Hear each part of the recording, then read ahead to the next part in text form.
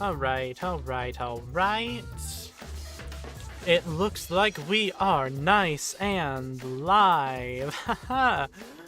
Okay, just give me a brief moment to pull this stream up on my chat reading device. And here we are. Switch that over to all messages. And there we are. Nice and ready to get started. I will, however, share this little link to probably Death Game Central, maybe Freak Life Discord.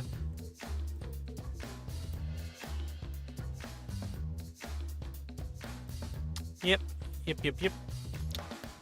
Just a brief moment and we can get into it. Alrighty.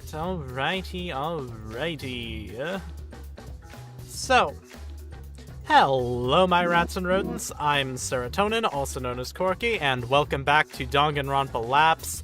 I know it has been a little bit since I streamed this last. Chapter 2 was about a month ago, I think. So, I have still not finished. I've not continued it past that time. That's my fault. I wasn't busy, I just didn't do it.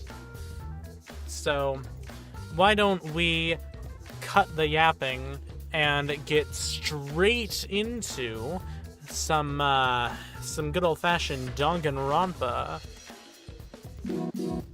That's what I like to do. Oh, okay. So, last trial there was the option as to whether or not we trust Missy. I don't know if that, like, has some sort of alternate path or not, but I am going to check that out later on, probably on my own time. Maybe at the end of, maybe I'll check those out if there are, like, a lot of them in another stream, but currently, we gotta get our way into Chapter 3. I slowly drew open my eyes. My chest felt tight. I inhaled deeply and exhaled heavily, as if to expel my body of all the wound-up fear that stirred inside. It didn't help much. My body felt leaden, my heart hollow. Rising from the bed, I shook the remnants of a trying sleep away. Looking at my surroundings, I noticed I had thrown the covers and pillows on the floor. It was strange. I had fallen asleep, but I saw no dreams or nightmares. My subconscious felt suspended in a null zone. I mean, I don't really dream often either, so... The clock read 4:15. I rubbed the exhaustion from my eyes. Feeling numb and listless, I dragged my heavy body out of bed and shuffled toward the door, but... I didn't know where to go. That's not true. I mumbled to myself. There was one place I could think of.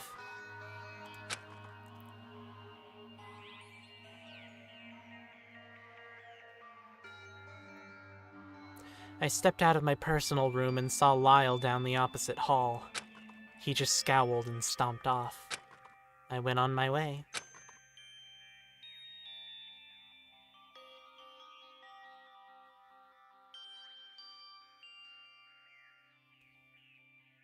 I walked through the living quarters hall, through the foyer, and up the stairs to the second floor. I saw Sei standing in front of the spa lounge door, weeping gently. Sei, are you okay? Oh. Caught off guard, Sei wiped her eyes. As I approached Sei from the staircase, something gleamed in her hands. It looked like a closed pocket watch. She stared a burning hole in the door, rolling the small object between her fingers. After a moment, she managed to croak out a stiff response. This is how it's supposed to happen, isn't it? What do you mean? We can't do anything. No matter how hard we try, it'll still end like this. I had nowhere to go before I came here, but now what do I do? She was visibly shaking. It was horrible seeing her like this. Sei... Console her or say nothing. Do we try to make it better and probably mess it up, or do we look like an asshole? I think Echo's a good boy. I think Echo's a good little boy deep down in his heart. So we're going to try to console her.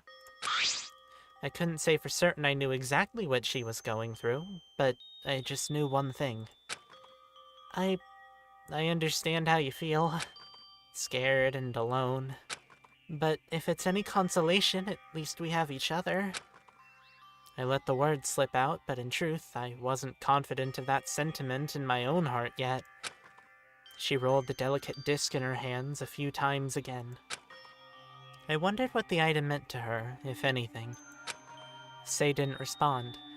Instead, she just wiped her tears and nodded. I spent some time with Sei in solitude. Passing through the atrium, I spotted Forte gazing at the delicate globe centerpiece. He seemed to be humming to himself, but stopped when I approached. Evening, Echo. Hello? Did I interrupt you? No. It's a melancholic tune. I would really rather not bother you further with it. Oh. It's a bitter, unfortunate situation we found ourselves in, isn't it? Despite the heavy words, his face read differently. His shoulders remained relaxed as he looked up past the globe at the dark, cool sky. He seemed calm somehow. Tell me, Echo, how are you? Are you alright? Huh? Am I alright? No, I'm left-handed, actually. No, I'm hurt. The killing game and the trials that follow. No, this whole game, it's horrible and I hate it. We're losing people, friends we've just met, and friends we've known. It feels like there's no end in sight. It's perfectly normal to feel devastation as we find ourselves cautiously navigating life or death situations. The game has instigated those with a spirit inflicted with distress and grief to ends unmentionable and trials heartbreaking. Yes, my soul is stirring, but in my experience on the stage, these sort of feelings never last for long. Hold on. Is the audio, actually alright? I'm pretty sure it is. My levels are good.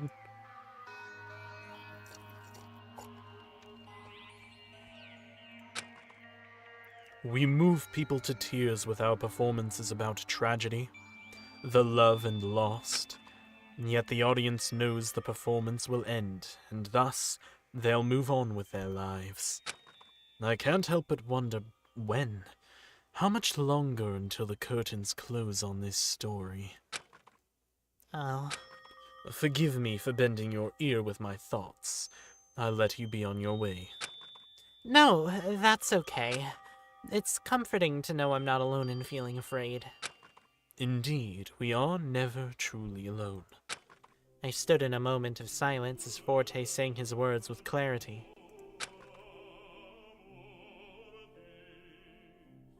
Wow. He's so hot. I love his hair. I wish I could dye my hair, Jesus, but my job doesn't allow it. It's so stupid.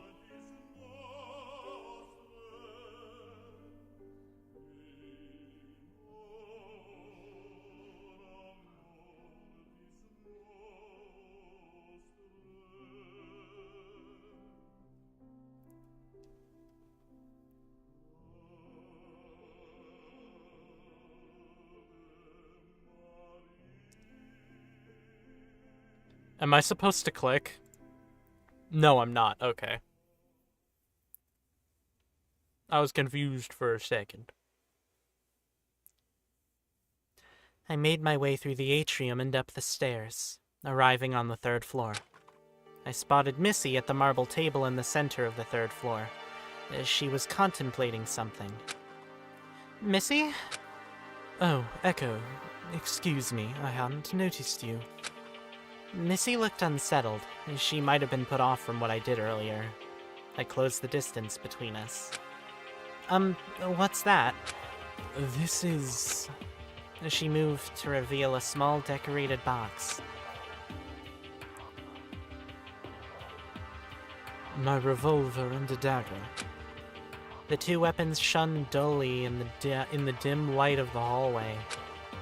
I discovered the dagger when Cyrus allowed me to explore the room of my associate. Needless to say, I didn't wish to take it with me, but... And here it is again, as if it were following me. And the gun? Cleaned and posed for reuse. It looks like it was the only thing to emerge from the wreckage of the smoke lounge. I see. The dangerous tools needed to continue the game were returned to the players. I stared at the weapons in her hands. I wanted more than anything to tear them out of her hands and...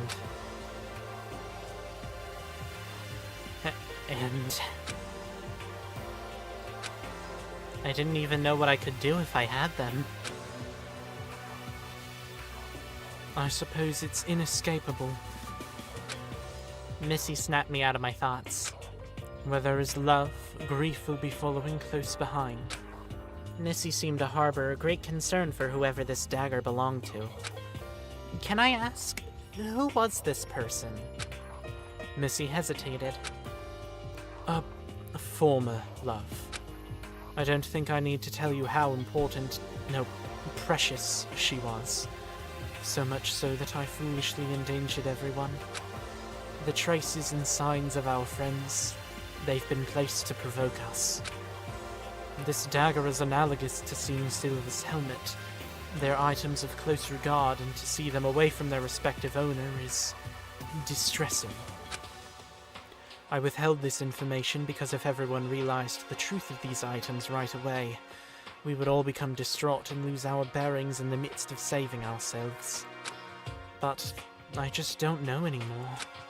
I thought I knew what I was doing, but nothing makes sense. The more time we spend here, the less I know. Morbid curiosity, the desire to delve further and further into a dark well for a pinch of hope, it has driven me to no satisfying end. And now I'm making you suffer my consequences. Missy. Another heavy sigh escaped her lips. I've never felt so aimless. Echo, I don't expect forgiveness from you for what I did. Simply put, I introduced a weapon to the fray which eventually caused Ashley's downfall. Forgiveness? I think I need to save here as well. I forgive her, man. It's not her fucking fault. She wanted to trust people. I mean, I don't think I would have done the same, but I can't blame her. I understood why she did what she did. Leaving the weapon out was a show of belief that we would do no harm. I understood in theory, but... Missy, You don't need to indulge me. Missy looked at me with earnest eyes. It's easy to want to connect those two damning things together to find a reason within the tragedy, but it's merely not healthy. The truth of the bigger picture is this. Ashley meant to protect the one she cared about, and she truly wanted to remove a threat from our group, having faith that we remaining students won't do harm to each other after the fact. Despite that, regardless the risk she took, we're still here participating in this seemingly endless game. Our predicament doesn't appear so black and white, does it? Ugh, I'm sorry. I can't seem to form my thoughts. Missy's composure was fractured. She was shouldering the insurmountable weight of guilt.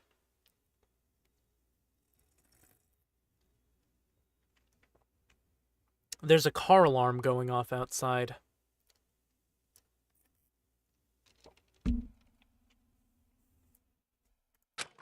I didn't know what to say. I assume you've come up here for the same reason as I. I'm sorry for taking so much of your time. I will leave you be. And thank you for trusting me during the trial. I regret having put you through all that. I nodded almost invisibly as Missy made her exit down the stairs. I realized Missy was right. The situation was too complicated to make strict judgment on what was just or unjust. At the end of the day, everyone was in pain. Why should I perpetuate it by being so callous to them? I sighed. Arriving where my subconscious had urged me, I stood still. I stood in the casino, feeling phantom traces of what happened just hours ago exasperate my bones. My mind wishfully wandered back to a time before this terrible game. A peaceful time before the despair.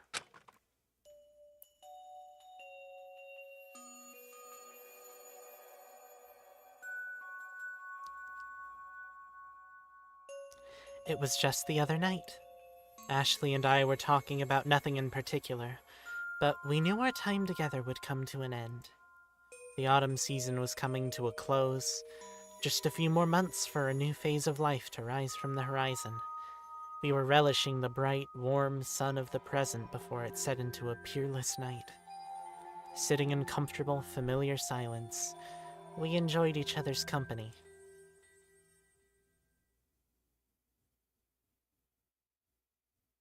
I still think they're both trans, okay? I think Echo's trans mask, maybe non-binary, and Ashley is so trans femme-coded it's insane. Have you decided where you want to go?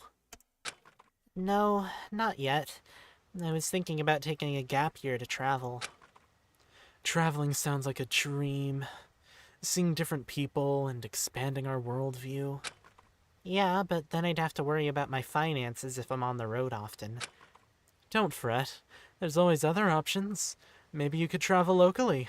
There could be interesting sights in the next city that you never knew about. That's a good idea.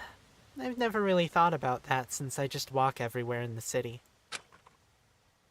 What about you? Any interesting prospects? Well, Papa wants me to help out on the ranch a little more. The new season's coming up, and we're expecting some competitors to stop by. Oh yeah, the races. You get pretty busy during those weeks, right? It's hectic, but it's fun. And I don't mind helping. In fact, I was still unsure about what I was going to do after school anyway. So, this gives me more time to think. And some more time with Hyperion. I'm sure he would miss you if you left. Of course. I would miss him too. We laughed lightly. I don't think you have to worry too much. If anything, you have a future at the ranch with your father. It's a good fallback, just in case anything were to happen, right? Yeah, a good fallback. A pondering silence drifted. I think you should travel, though. It would be wonderful to hear all about your journey. Nothing is really keeping you down, no? Not really, but the idea is a little daunting. Learning new languages to get around, not to mention finding the money to do so. It's a little risky. And we're probably not going to have many chances to see each other. There's always a million reasons not to do something. Yeah. Besides, if you ever get tired of traveling, I'll always be here. Just don't forget about me, okay? She flashed me that warm, comforting smile of hers.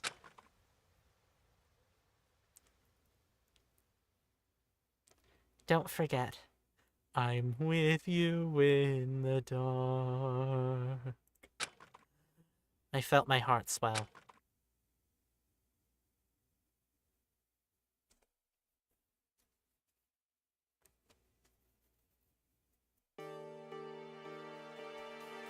I'm gonna take a sip of my oiter.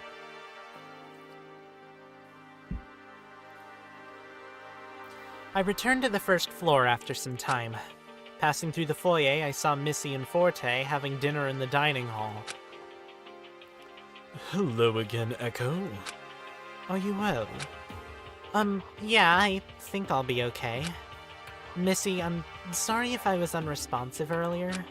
I just needed some time to sort out my thoughts. I understand. We're all going through a lot right now. Yeah. Even though we shared a mutual sentiment, our eyes never met during the exchange. Forte broke the silence. Echo, would you like to join us for dinner? It's been a trying day. You ought to take a moment to unwind. No thank you. I had so many things on my mind and no appetite to feed the thoughts. Will you be alright? Yeah, I just have a lot to think about. Well, don't push yourself too hard, and don't be a stranger if you do end up wanting to join us. Sure thing. Thanks. I left Missy and Forte to enjoy their meal in peace.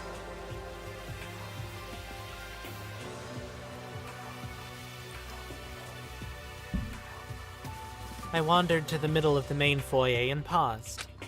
Something was bothering me. One concern I had involved someone I hadn't seen all evening. Should I visit Kanan? Yeah, let's go visit Kanan. I figured since I didn't run into her at the atrium or anywhere along the way, Kanan must have been in her room. I went down the living quarters hall and knocked on the door engraved with her school symbol. Kanan, are you there? I just wanted to apologize. There was no response. I knocked once more for good measure. Silence again.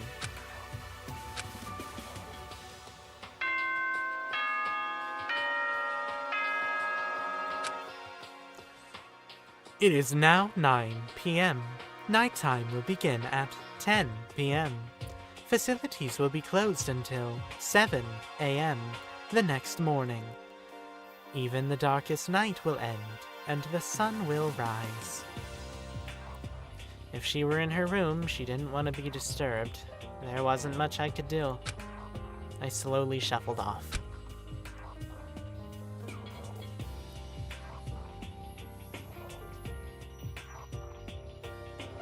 I couldn't help but feel guilty for denying Kanan's help, despite her tried sincerity. Also, no, we're not gonna acknowledge that. I wonder if I can get the photo pieces back from Missy. But nighttime had come before I knew it. I would have to ask Missy about the torn photograph tomorrow. I returned to my personal room and sat on the bedside. I felt sick and shattered. We just passed the first half of this so-called game and lost 4 of 10 students in our group. With 3 more days on the horizon, I feared for what would become of our already sparse community. I settled into bed and closed my heavy eyes. My thoughts were entangled in question after haunting question.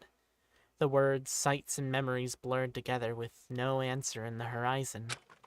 I let go. Images unwound and spilled into the night. Sleep would eclipse my mind as another night passed. The moon! I jumped over the moon! Danganronpa. Chapter 3. Dignity, Diligence. Day 5.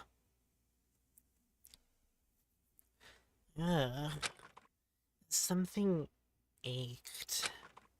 Ugh. I felt my stomach turn over. Hungry. I slipped out of bed and went to the sink, splashing away another fitful night's sleep from my eyes with the crisp water. Alert from the chill, I got properly dressed. It was disturbing how quickly I acclimated to the morning routine. Oh, 7 a.m. I was awake an entire half hour before the preset alarm went off. Grumbling from the habitual awakening, I sulked out of my personal room to grab a bite from the dining hall.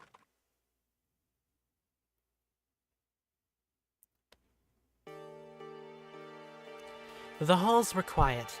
Nothing but my soft footsteps upon the carpet kept me company. I crossed the dimly lit foyer and sat myself at the end of the dining hall table. I laid my eyes directly on the basket of pastries that still sat in the center of the table. 2 pastries remained, a lemon square and some kind of Danish with jam. I helped myself to the lemon square, the delicate bite of sweet and sour zest filling me with a flavorful vigor. As much as I enjoyed the pastry, I couldn't help but remember the melancholic feeling of Pandora's life being cut short. I finished off the lemon square, leaving the jam Danish in the basket all by its lonesome.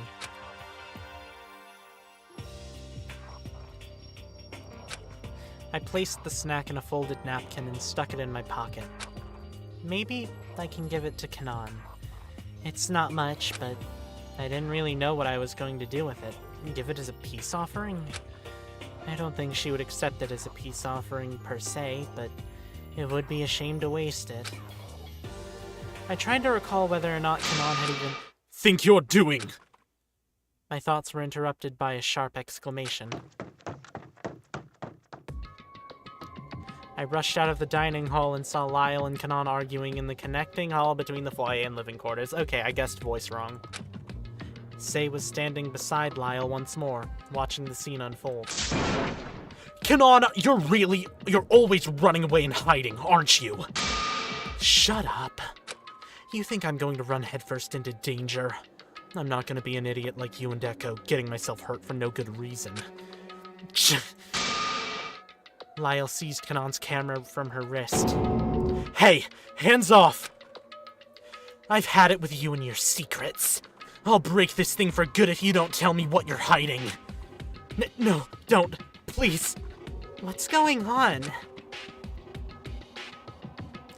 I started to intervene, but Forte stepped in from within the living quarters. Approaching from down the hall behind Lyle, Forte plucks the camera out of his grasp with ease. You're all awfully lively at such an hour. Forte returned the camera to Kanan as Missy approaches from the opposite side of the living quarters. Lyle and Kanan stepped back a few paces from each other, the space now singularly occupied by their glares. Kanan wraps the strap around her wrist and grips the camera tightly. Good morning, everyone. Yes, good morning to you all. Although I would hardly call shouting and threatening others a productive way to start the day. What's the commotion this time? Yeah, morning. I'm not entirely sure. I woke up early, so I went to the dining hall to help myself to breakfast when I heard Lyle and Kanan arguing about something. Why were you up so early anyway, Lyle? I haven't been able to sleep well, if you really must know. Lyle trailed off, but his gaze was tense. Sorry, I didn't mean to. Lyle scoffs. Anyway, I was awake because I was restless. But Kanan here was sneaking around my room, looking for dirt, no doubt. That's a damn lie. Is that so? Explain this! Lyle produces a photograph of what looks to be a checker pattern.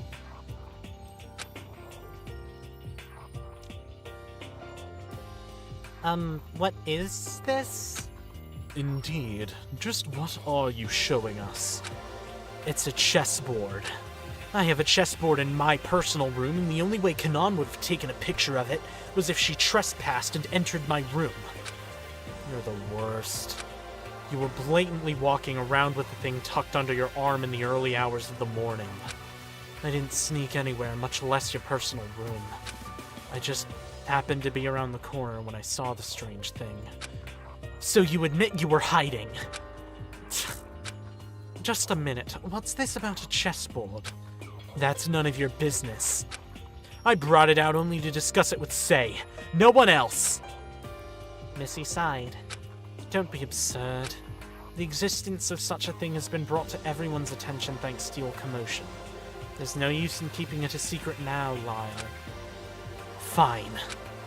Lyle leaves the group to retrieve the item in question from his personal room. The rest of us gathered in the dining hall in anticipation. Please do inform me if I need to adjust my levels. After a moment, Lyle returns, presenting a lacquered wooden chessboard. Care to elaborate? What seems to be the issue here? It's not strictly a chessboard per se. It doesn't come with pieces to play with, and there are markings on the two opposite corners. But from those differences alone, I know what its real purpose is. It's the mutilated chessboard problem. If I recall correctly, that's a type of tiling puzzle, no? Yes, the problem is so. Suppose an 8x8 chessboard has two diagonally opposite corners removed, leaving 62 squares. Is it possible to place 31 2x1 dominoes in such a way along the ranks or files that all squares are covered?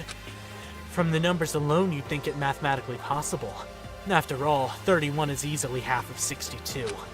However, the problem is impossible to complete. By removing the two diagonally opposite corners, we're taking out two either black or white pieces. Whichever is removed, we're left with a real estate of 32 of one type of square and 30 of the other. This is an issue.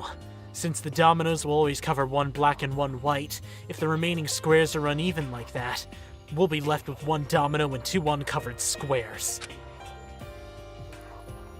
At the end of the day, puzzles like this are pointless. They're not problems, they're hoaxes meant to frustrate.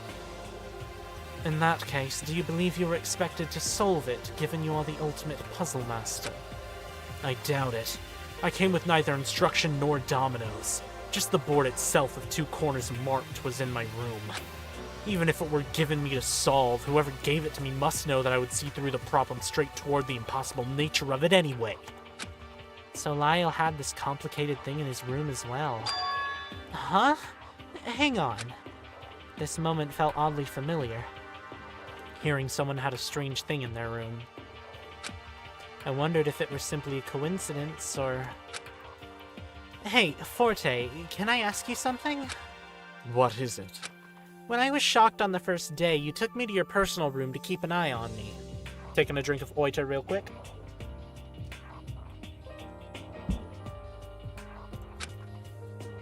I remember you had sheet music. What was it of? Oh, that. The sheets were actually select parts of the libretto for an opera I have some disdain for. Oh? Hold on, I think I'm getting called. Give me a brief moment.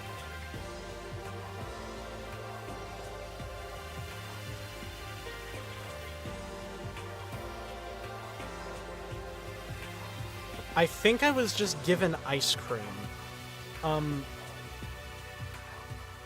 I was just given ice cream. Okay, I guess I have ice cream now.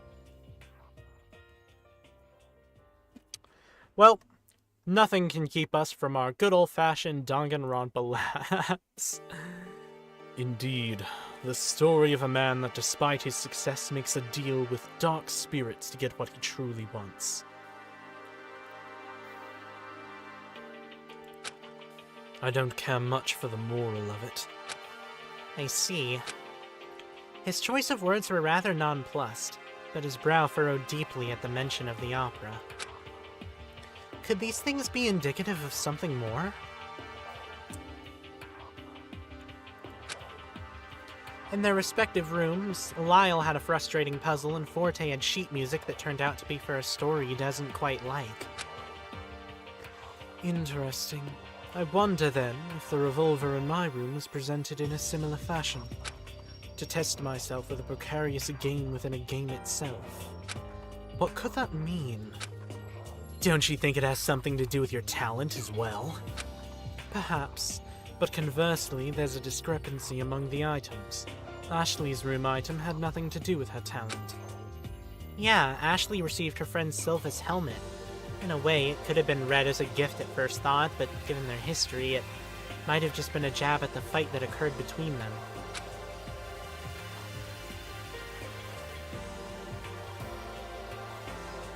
It's literally just plain vanilla ice cream. A little bit sad that they didn't. I mean, they know my preferences for ice cream. I'm not complaining. It's just like, wow, you really went basic? Okay. Actually, maybe they texted me and I missed it. They did not text me. Okay. And I can surmise what sort of room gift Kanan was given. Her camera. I haven't made any effort to hide it. But yes, I have some rather mixed feelings about this. Not elaborating any further, Kanan scowls as she stares at the device. Say, did you also happen to awaken in your room with a strange item? Yeah, I did. Would you mind sharing it with us? I wonder if it's also something talent-related. Sei momentarily withdrew into her own room to retrieve her item. Here. She produced a yellow skull and bones statuette. What on earth? Is that real? It couldn't be real. The shape is much too stylized to resemble anything realistic. Oh, I guess you're right. Still, such a depiction of a skull, fake or not, sent chills up my spine.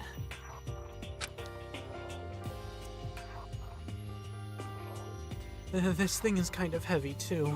When I woke up, it was sitting on the cabinet at the foot of my bed, staring at me. It's like it was telling me something bad would happen. It's horrible. I didn't know what to do with it, so I just hid it in one of my cabinet drawers.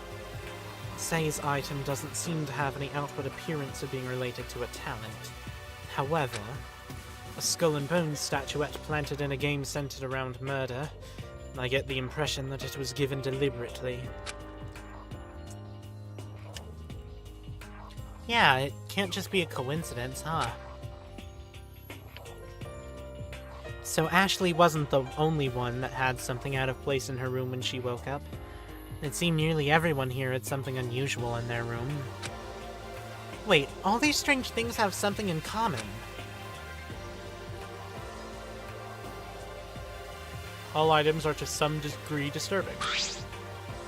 I think all these room gifts, it seems like they're all meant to unsettle you in some way. Interesting. It was quite disturbing to receive a revolver of all things, before the events of the killing game being revealed to us, no less. Missy, what about the item you had last night? You said it was analogous to Silva's helmet. Correct. It has a painted past. The owner was to kill herself with it for betraying her family's wishes. What a loathsome request. So, instead of following her family's blind-sighted desire, she took the dagger and nothing else as she fled from home. Missy withdrew the dagger from her possessions and turned it over in her hands carefully. She had a forlorn look in her eyes as she stared at it. No way! There is no way I'm letting Missy allow another weapon to fall into the wrong hands! Lyle sped in to take the dagger from Missy, but Forte held him back with a firm grip. Why are you stopping me? I'm trying to prevent more destruction. Missy's weapons are gonna do more harm than good. And can you say with confidence you won't let the weapons fall into the wrong hands as well? Whoever fights monsters should see to it that they do not become a monster in the process.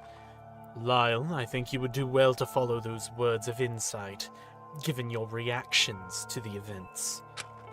It's not that I don't have any faith in you to solve the workings of our situation, but I don't want to see you turn against us just for the sake of an answer. I'm not turning against you, I'm trying to get to the bottom of this forsaken game we're in. Ugh! Lyle hurled the chessboard across the hall, splintering the wood into several pieces. Lyle, violence is not the answer.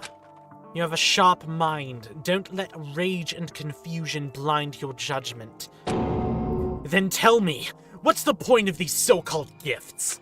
Missy, you received a gun of all things, and now you've got your hands on a dagger. Say even as a skull and crossbones statue. What could that possibly serve? Not to mention all the awful gifts. This game has been rigged from the beginning to incite violence, and violence only. Lyle... Please settle down. We're gathered to talk this out. I understand you're frustrated, but the discussion is the best tool at our current disposal. If we keep a level head, we're sure to find an answer for the questions at hand. We have so many brilliant minds here. Why not do what we can? He crossed his arms and paced to the far corner of the dining hall, allowing whoever else to speak. Well, I can speculate as perhaps signs of distress were to be planted among us from the start, since the gifts might have stirred feelings of resentment. If that's the case, what do you think Art's gift was? Maybe it was because of that thing. He was the one to act first. It could be possible he walked into the mansion with pre-existing bleak feelings that were only exacerbated further by the situation we found ourselves in. One could surmise that as a plausible route for his motivation. The room fell silent once more. Missy and Forte were deep in thought, while Sei and Kanan were their usual quiet selves. Lyle, on the other hand, just allowed the conversation to move at its own pace. Missy continued. It's going to be difficult to reflect on the events past, but I believe it will be necessary to progress. I believe we ought to ask the killing. What was the root of each occurrence? Art did it out of protection, didn't he? As I understood it, it was done more out of fear. Ashley was afraid too. She was afraid for Echo's safety. Both of them must have thought getting rid of the potential mastermind behind our situation would stop the game completely. However, is there such a possibility of mastermind existing within our ranks? No one dared to comment on such a thing. Regardless, I do not like this. Splintering the unity of the group with hypotheticals won't get us very far. Yeah. Besides, who would be so cruel to want to insert themselves into a game that could put themselves in harm's way?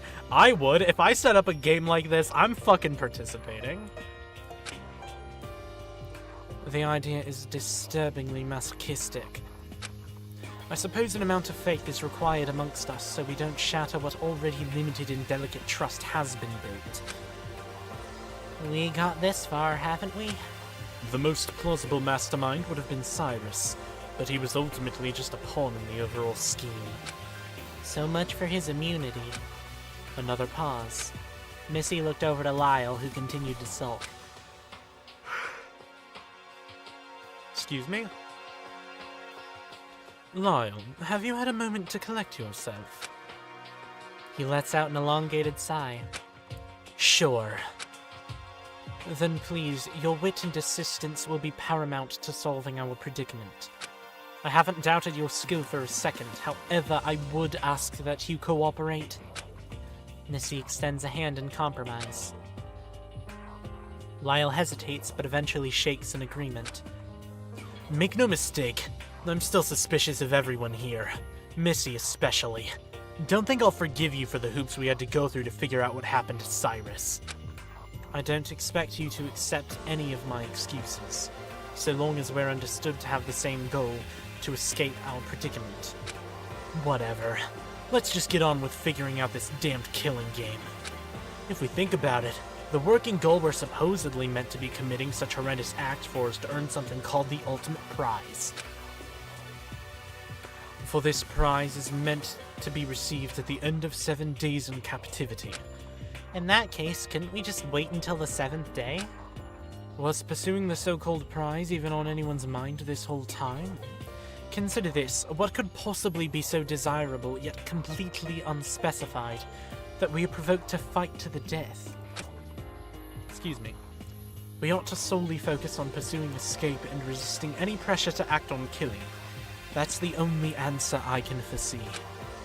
But as we've seen, Zero has deployed a number of things throughout the day to apply stress. Regarding the forced motive question, just the act of choosing whether or not to discuss it already has its suspicious implications, doesn't it? And it didn't happen in Cyrus's case since the killing occurred early in the afternoon. But if we didn't do anything like we did on the 2nd day, something would have been employed later in the day to ensure we would act. Case in point, the disturbing music. Then indeed, waiting out wasn't going to be an option to begin with. As far as we could tell, nothing made any sense. Missy furrowed her brow. It's difficult to make concrete statements about our situation. The variety of strange things happening don't seem to have any rhyme or reason. So what can we even do? Before anyone could respond, a ringing filled the halls.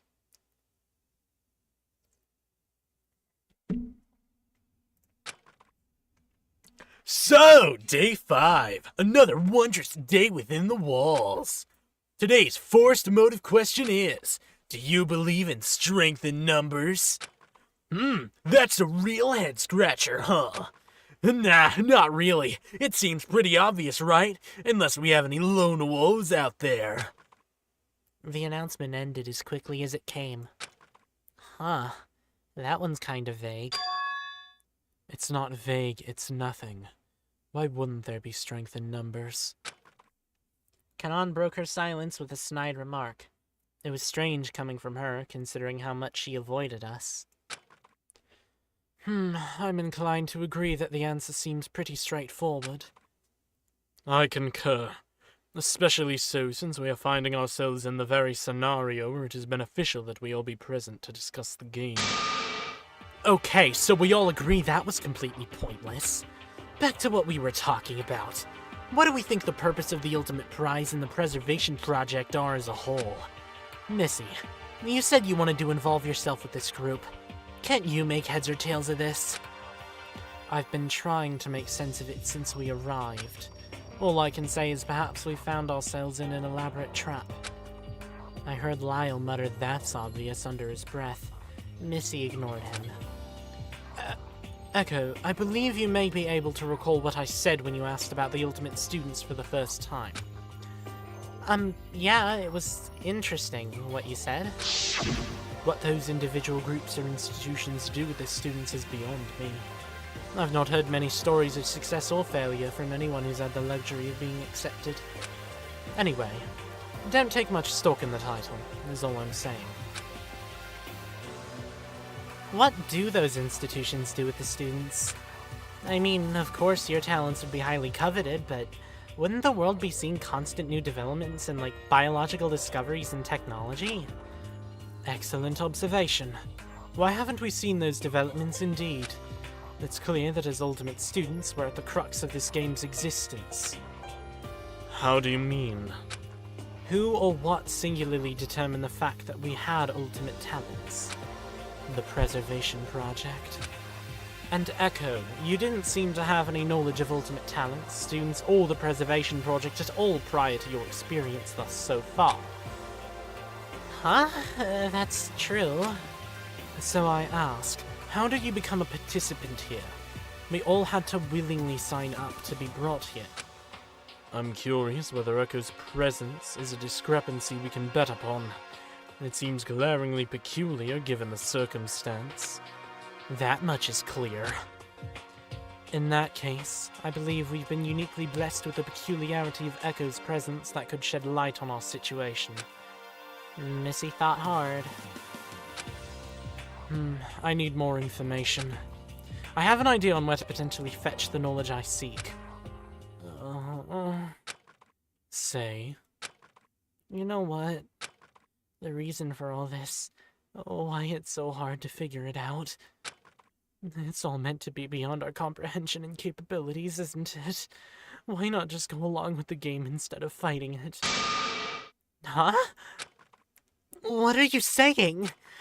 Suddenly, a rumbling shook through the dining hall. It sounded like it was coming from the foyer. We darted out of the dining hall to investigate. Oh? No way. The previously impenetrable main foyer doors opened. We're on day 5 and there are still 5 of you. That's impossible. The voice crackled. Test your strength. Explore beyond the doors as a group. Split up. Do nothing. I don't care. Your strength in numbers. Can you remain a group in spirit as you wander through mysterious halls? Yes, the doors once thought of as your only way out have been thrown ajar. They've never really been an exit. You all just assumed so. How silly is that? And, oh, what's this? Ding!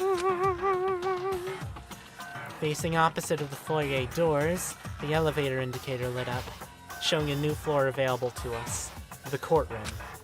I'll even let you all take a little detour to the courtroom. Find the secrets of this wretched place if you can bear to face them. Yes, the game will go on regardless how hard you resist. Okay, KG Shinogi lapping ass motherfucker. Everyone was astonished. We were all fixated on the gaping dark hole that lay beyond the previously dangerous door. Zero is challenging us to uncover the secrets of our captivity. So be it. I will be infiltrating Cyrus's room. He had knowledge of mine and Ashley's connections. It's likely he has access to much more information. What? But the door that mysteriously kept us in is opened up. There could be information further in the building, too. Lyle pulls out the secret note he's been holding onto since discovering it on the second day. This note has to mean something.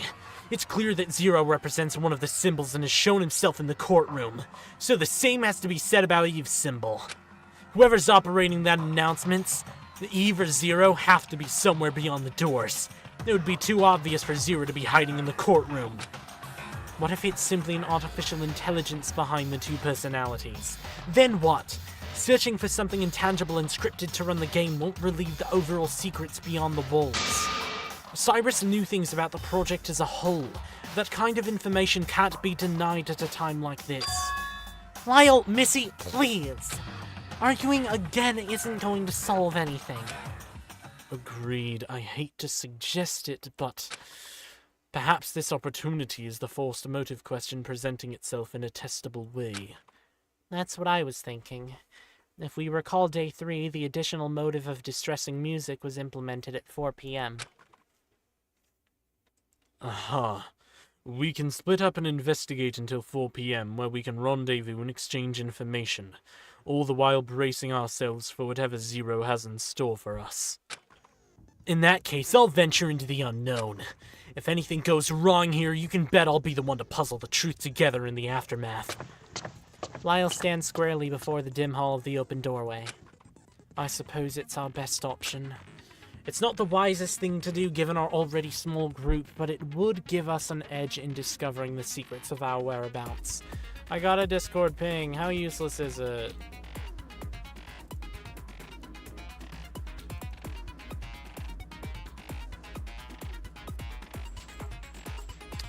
It's useless.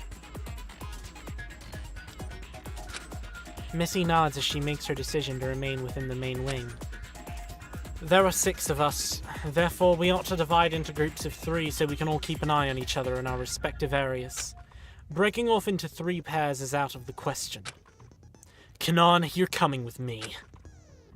What makes you think I want to go with you?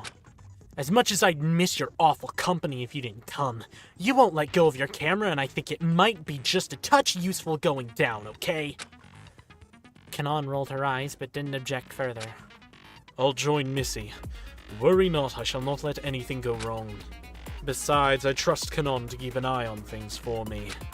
Sure you do. We decided on splitting between investigating beyond the foyer doors and remaining in the main wing. With only myself and Say remaining, I looked to her to see what group she would go with. Say remained still. I guess she was waiting for me to make my choice first. I wondered what everyone else was expecting to find from this.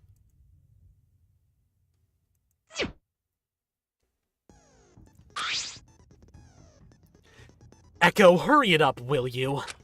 I know, I need some time to think. The worst action is inaction. We have to dig up this miserable place's secrets. If Lyle's patience wasn't already paper thin, I just applied a hydraulic press atop it with my indecision. What do you think you'll find?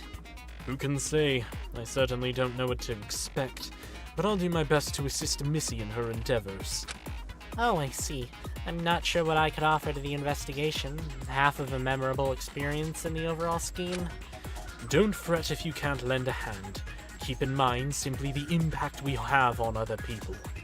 We're important to each other. Kanan! I approached Kanan, wishing to apologize for what happened. Wishing to apologize for what happened yesterday. Excuse me. I didn't quite know what to say. Kanan didn't lift her eyes to meet mine as I tried to organize my thoughts. Echo, hustle! Please, Echo, time is of the essence. Kanan continued to stay silent. Say, did you have any preference? No, I'll go with whoever. I don't care. You pick. Okay. so whichever group I decide to go with, Sei will likely join the other. Are you having trouble deciding? A little. I'm mostly worried that something bad might happen. It's perfectly normal to feel fear. It means you're still human. Your senses haven't acclimated to the awful environment. Come on, you all, I'm being very generous right now. You don't want your opportunity to go to waste, do you? The time's a-wasting. Zero's taunting voice rung through the halls once more, his laugh crackling through the speakers. This feels like an important choice. Perhaps I should think carefully.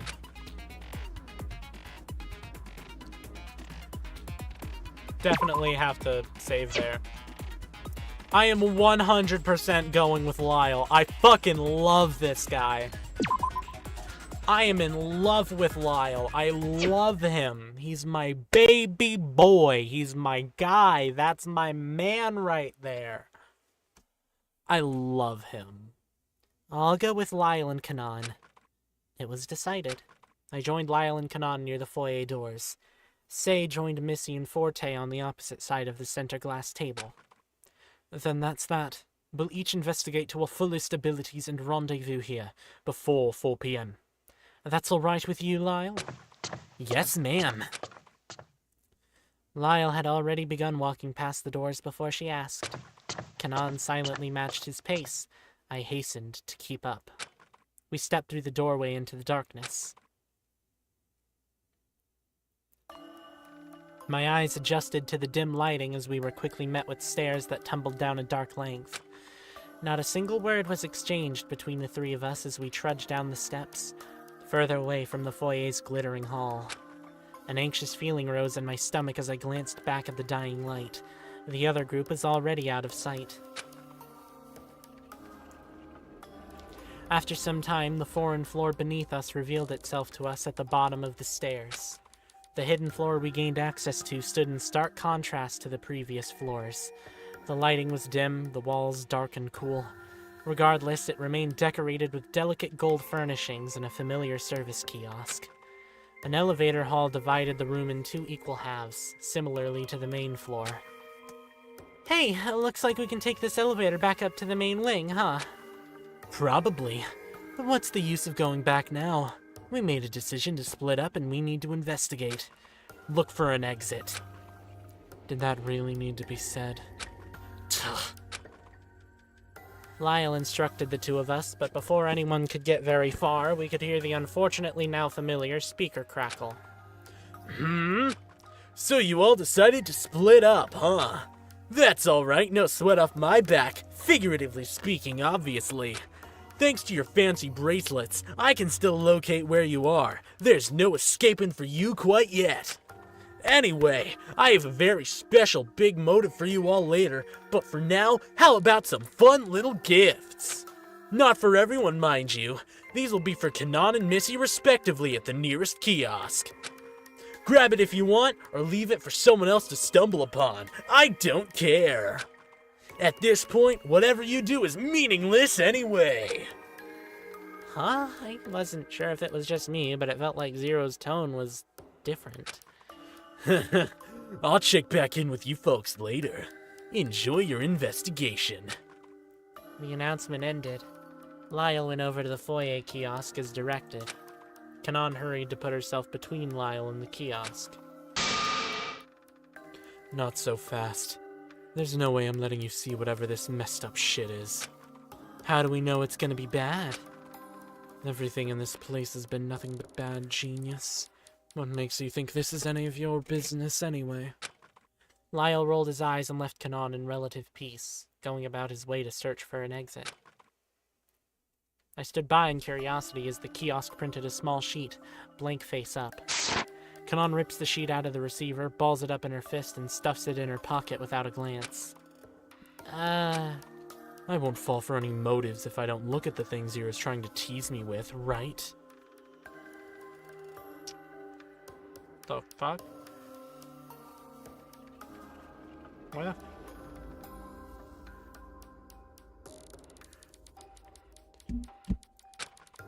I guess so. Let's see. Here's a map of our current floor. Doesn't look like there's much here. 2 long halls parallel each other at the opposite side of the room. Toward the back, opposite of the stairs, were 2 larger rooms. One, the trophy room, and the other... What the... This other room is redacted. Even so, we're here anyway, so we can just visit the room itself to see what it is. We stepped away from the kiosk to explore the underground floor.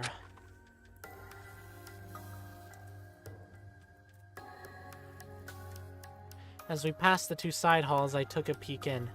They were listed as multi-purpose event halls, decorated settings for large gatherings.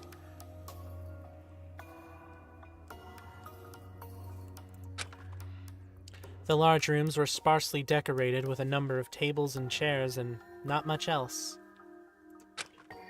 The event halls were pretty, but like much of the building, they lacked any sort of quality of life. Kanan and I wandered about, but not for very long. Nothing glaringly strange caught our attention. It was as if this place was never meant to be anything more than recreational. The entire time we explored, Kanan kept a safe distance from me as I pondered when the best time to make amends.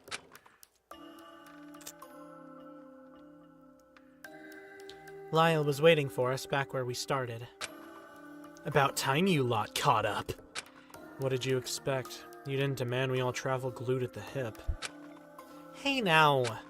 The 2 glared at each other, a palpable tension burned the air.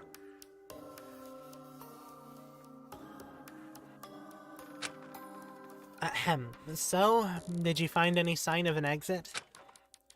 No, the hallway behind me just goes to the shared elevator. Not an exit in sight. But I haven't looked in either of these rooms yet. One of the rooms is listed as the trophy room and the other is strangely redacted. Then let's check out the redacted one. My interest is piqued. The 3 of us approached the unlisted room. There was a metal nameplate on the door, but it was scratched out. The laser engraving lost underneath the messy hacking. Of course, the name is conveniently scratched away. Lyle rattled the doorknob, but it was locked tight, our entry blocked by an active keypad. See, nothing but bad. The keypad's light indicator was red, waiting for a 6-digit code to unlock the floor. Try 1, 2, 3, 4, 5, 6! Try 1, 2, 3, 4, 5, 6! What's with the keypad? How should I know? Well, you disabled the trap on the main foyer's door, didn't you? That's because there was a hidden panel in the wall in the main foyer. I just turned it off. Nothing fancy. Is this any different? A keypad is plenty different. If we input an incorrect code, it's likely it'll shut us out permanently. Lyle shrugged dejectedly. Unless we find a code, I suggest we leave this door alone until we're certain something works. Why don't we check out the trophy room, and maybe we can find some clues in there? Lyle grumbled, but started toward the trophy room on the other side. I highly doubt it would be that convenient to find the code, but there's nothing left to lose.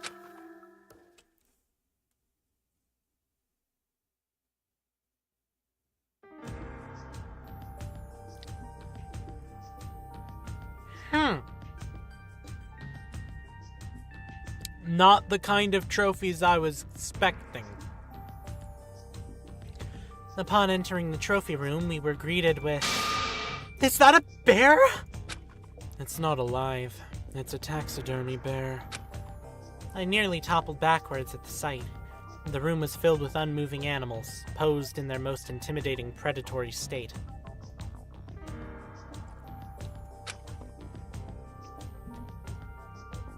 Lyle and Kanan drifted in. I gulped and slipped in. Inside, there were displays of smaller animals, foxes, rabbits, and squirrels even. Toward the back of the room were hunting weapons, crossbows, rifles, hatchets. I'm glad this room was hidden from the start.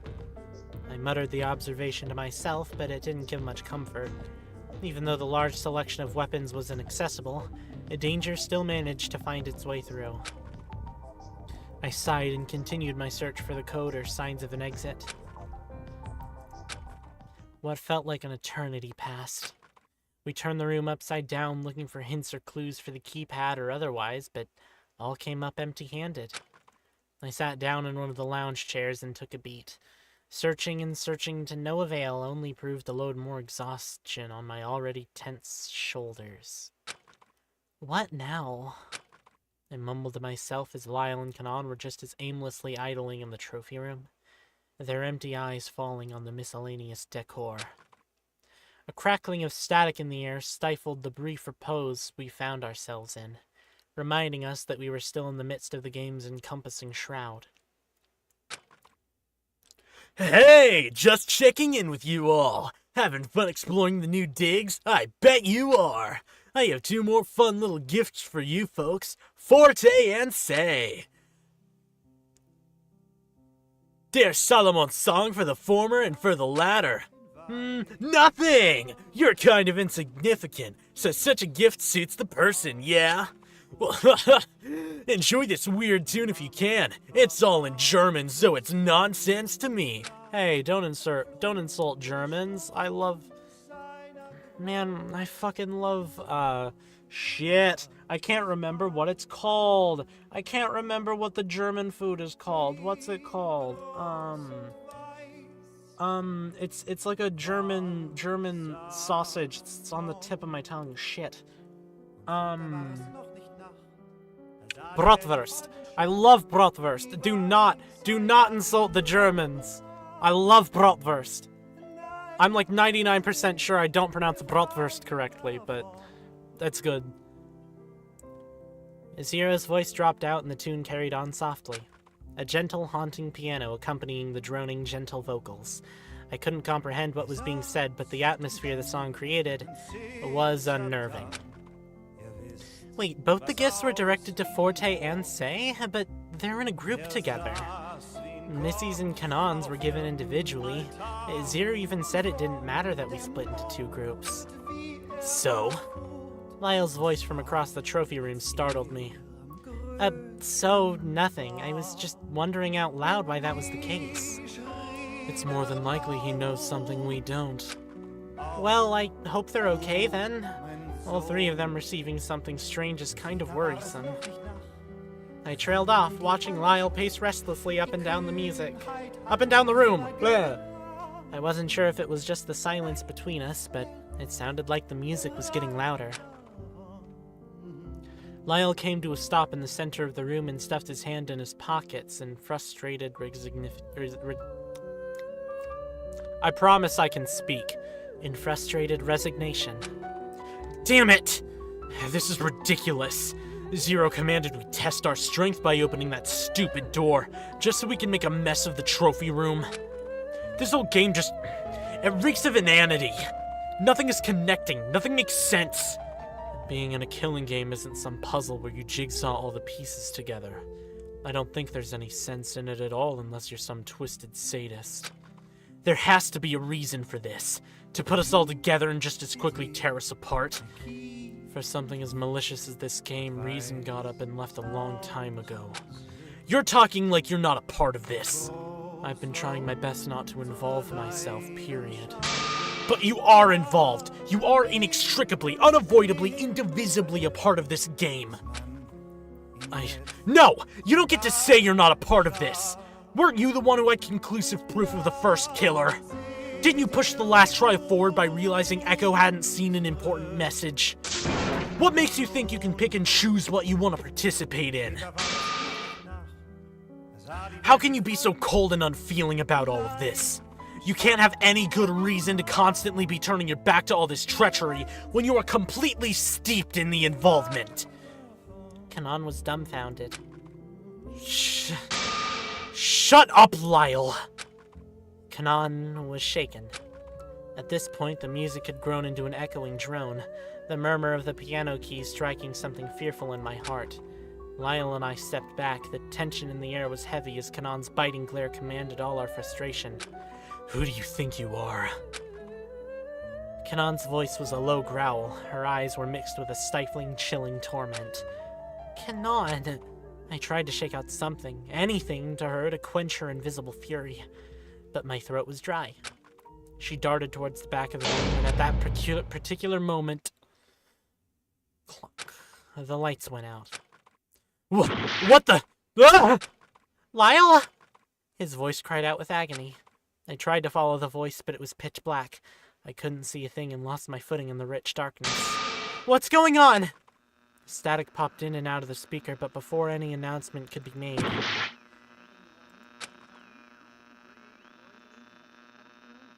I felt my back splitting in two. A fiery pain unlike any other tore my skin, dug through my muscles and split my bone. I fumbled to the ground, my limbs failing to catch the descent. Not. My body fell limp and consciousness escaped me.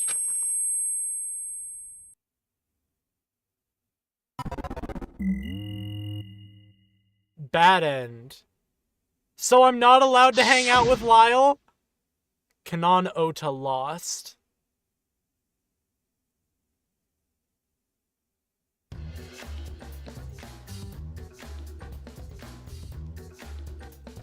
What?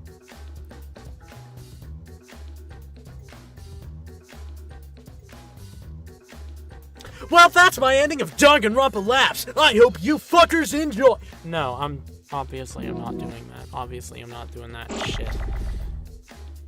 Oh, shit. Is this about the endings? That's fucking cool. I got the bad ending! Woo! Why the fuck did Kanon do that? Also, that totally spoils the trial, man. I got the bad ending first. Shit, bro. Join which group? If you go with Lyle and Kanon, you fucking die. I guess if I was in Echo's shoes, I'd be fucking dead. I guess. I fucking guess. Because I'm a gay-ass motherfucker. Anyways. Also, again, not a gay-ass motherfucker. I'm Arrow Ace. I do things for the bit.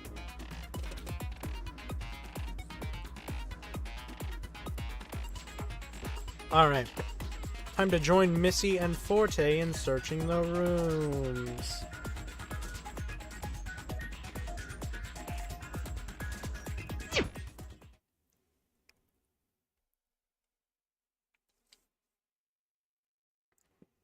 I'll go with Missy and Forte. It was decided.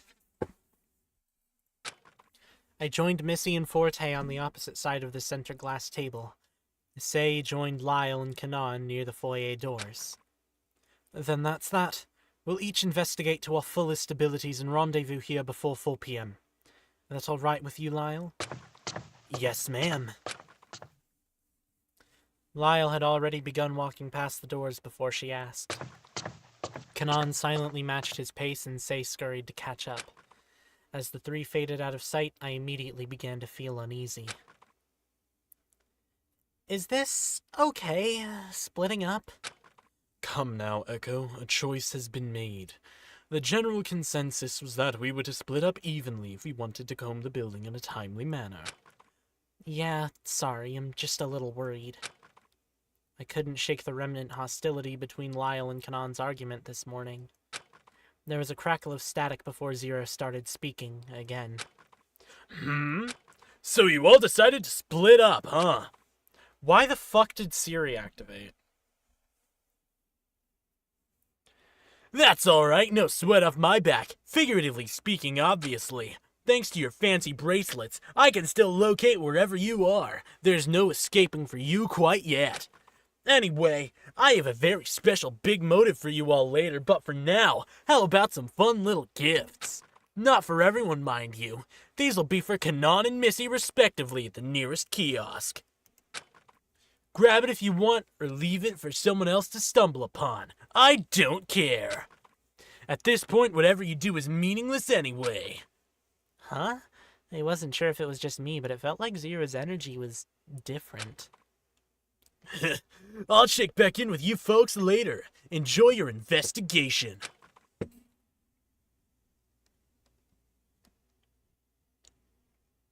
Hold on. I forgot about the whole last ice cream that I had. So I'm consuming a little bit of ice cream. A nice little bit of iced cream.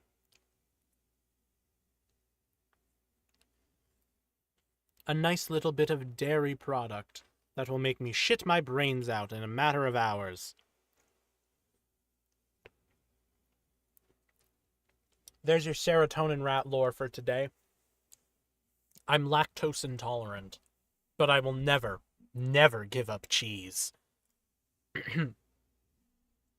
The announcement ended. Missy went over to the foyer kiosk as directed. Similar to a victim report, the kiosk printed a small sheet, blank face up. What is it?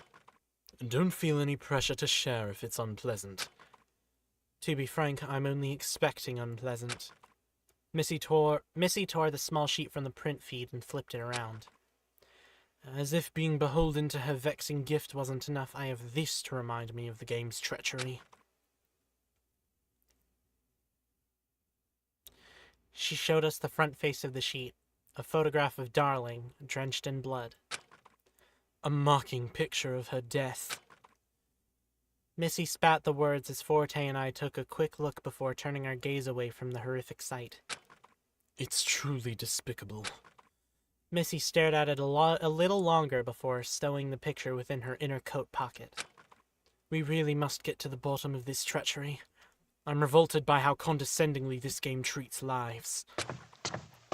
Missy turned down the living quarters hall toward Cyrus's room.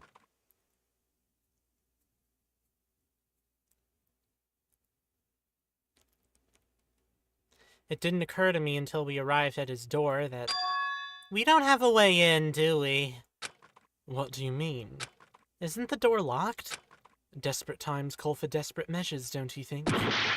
Missy withdrew Darling's dagger and swiftly struck the doorknob off. Huh? I don't exactly have Cyrus's ID bracelet now, do I? I guess not. Missy inspected the bore hole previously occupied by a doorknob and inserted the dagger, pulling the latch away from the jamb until the door clicked open. And there we are. Do you think this would be against the rules? It wasn't explicitly stated, however, if it were, I'll deal with the fallout in the courtroom. Missy was persistent. She opened the door and marched straight in. Terribly sorry for the intrusion. Forte stepped in and I trailed along behind...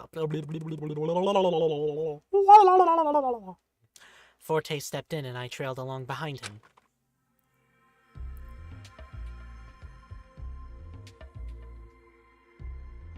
Cyrus's room had little defining feature in it, similar to mine, Forte's and Ashley's in design. The only thing setting it apart was a set of manila file folders on a bedside table.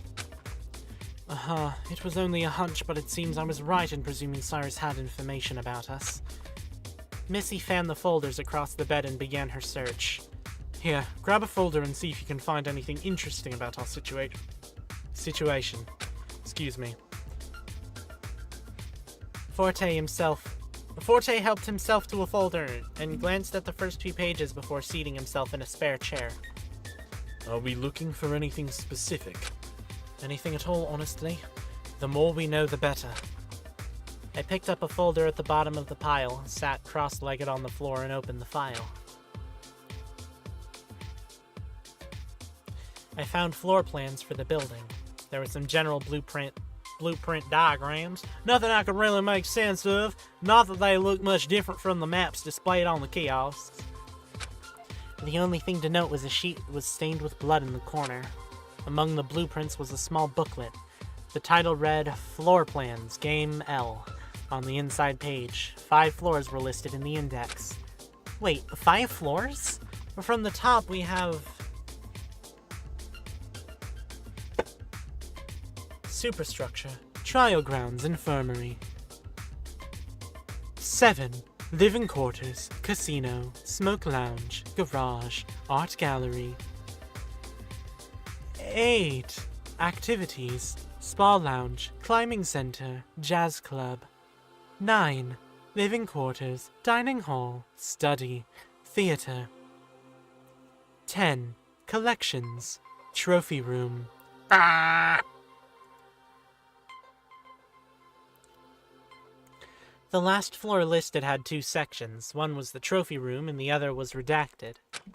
So Lyle, Kanan, and Say are probably visiting the trophy room on the floor below us. I started through the booklet and found basic information we had already known. All floors have kiosks to communicate. Bracelets are used for identification. Active hours are from... nothing new yet. I flipped to the back, looking for the details about the 5th floor. However, when I arrived toward the final pages, I noticed they were torn out. Whatever remained of the page stuck out from the binding in a messy tear. I grumbled. Of course, the details of the floor beneath us are conveniently gone. I stared at the back panel and noticed something odd. There seemed to be an imprint of writing pressed into the back panel. It was barely visible, but in the right light I could just make it out. 251110?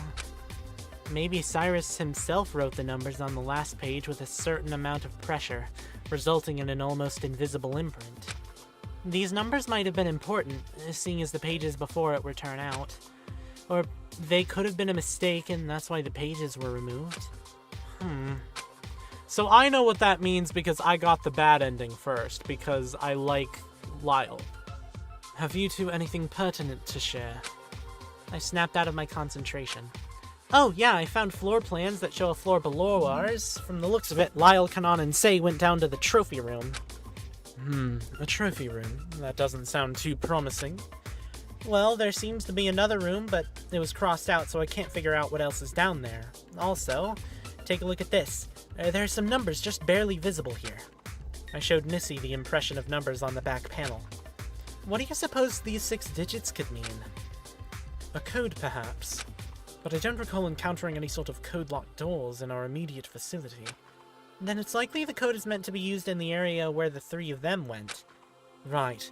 That said, let's finish our investigation before we visit them.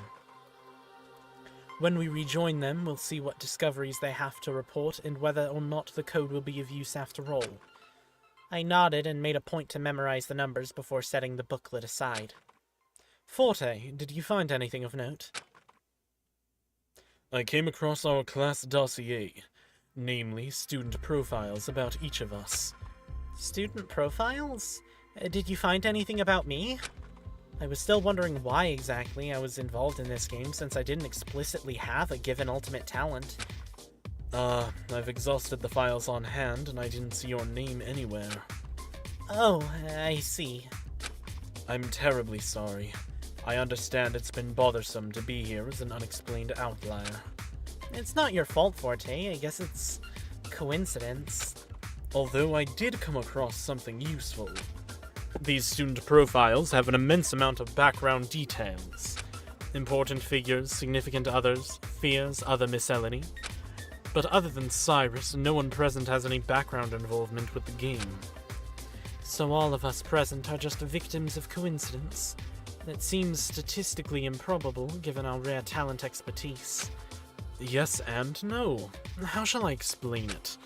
To start, as we are aware, the minimum requirement to come here was to be an ultimate student that received a letter of recognition from the Preservation Project. Should they have accepted the offer for protection, there is a period of time between sending the letter back and, I suppose, being whisked away to the secret location. It seems in that period of time there was a sorting method to creating class. Classes were to be composed of pairs of ultimate students. These pairs of ultimate students would have to be 2 people who are significantly involved in one way or another. I've received another Discord ping.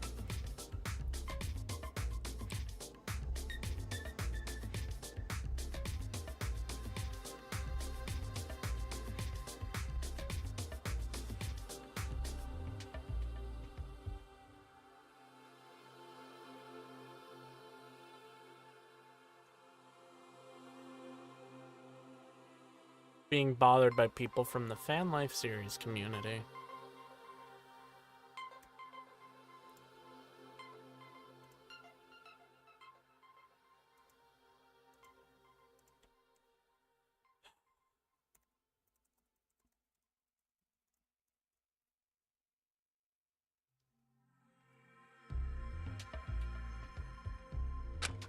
Sorry about that. Oh my god.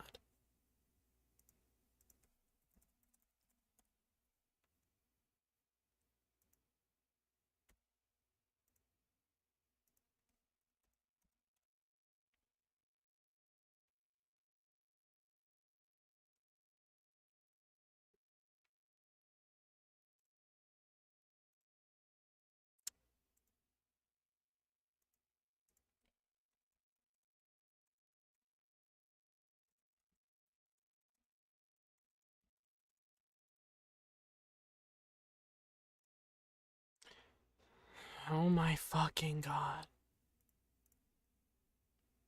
Alright. Alright, that should be it. That should be good. We should be alright. We should be able to get into this. Though it appears this roster would have included a few other students that would have formed pairs, but aren't present. One can only assume Cyrus himself crossed out the students that are absent. However, there are 2 students that aren't crossed out, which may require further inspection, and, well, it would be best if you saw for yourselves. Forte revealed a roster with student names and talents.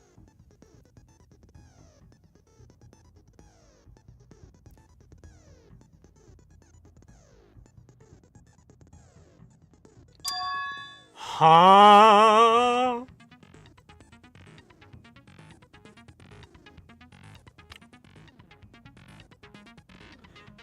There are 2 of them? They're twins! Oh my god.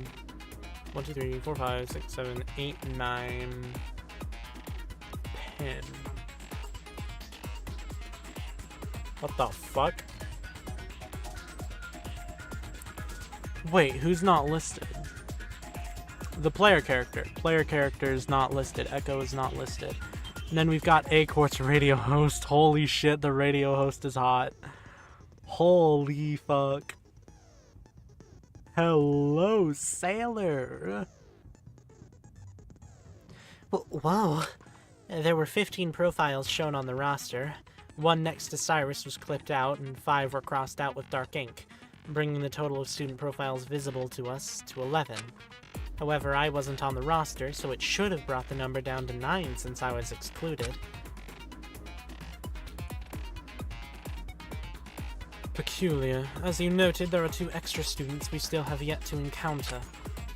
Yes, they are listed as being in association with Say and Pandora, from the looks of it. Does that mean they're also ultimate students? That is indeed the case.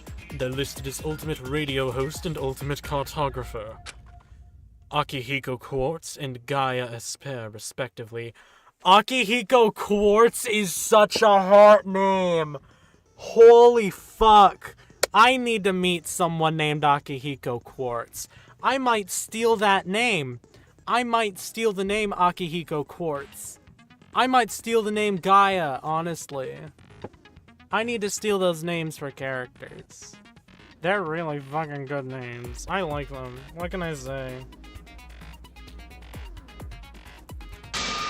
Huh? Gaia? Gaia Espera. Let's have a closer look at these 2 students. Missy hastily moved aside the folders strewn across the bed and placed the student profiles for Akihiko Quartz and Gaia Esper.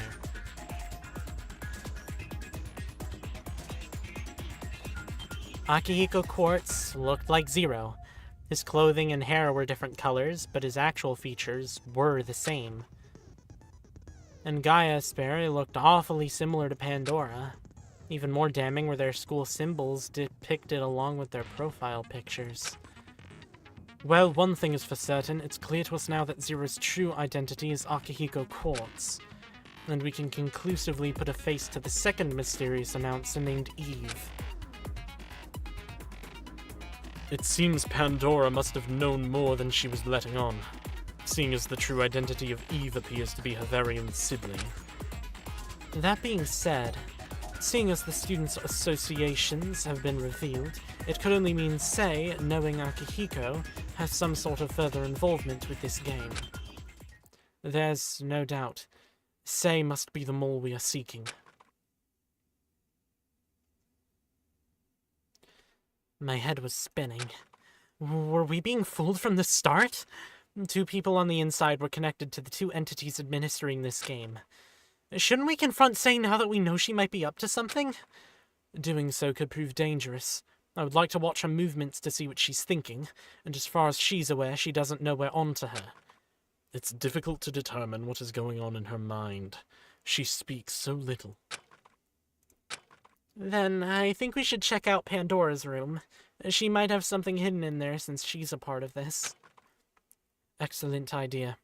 I'd still like to look over the rest of my files, if you don't mind. I'll go with you, Echo. I'm curious to know what Art's notable gift was, if you would like to make a detour. I nodded and approached the exit. Oh, just a minute. Missy gave the dagger to Forte. You can use the dagger to knock the doorknob off like I did earlier. On second thought, I don't know if I want to leave you alone like this. I'll be fine. I still have the gun on my person. I don't want to resort to firing it, but seeing as our situation is becoming more contentious, it may not be my choice. I felt a shiver go up my spine. Missy was taking the situation much more seriously, with a chillingly unfeeling demeanor. Understood. We'll make haste in our investigation and return promptly.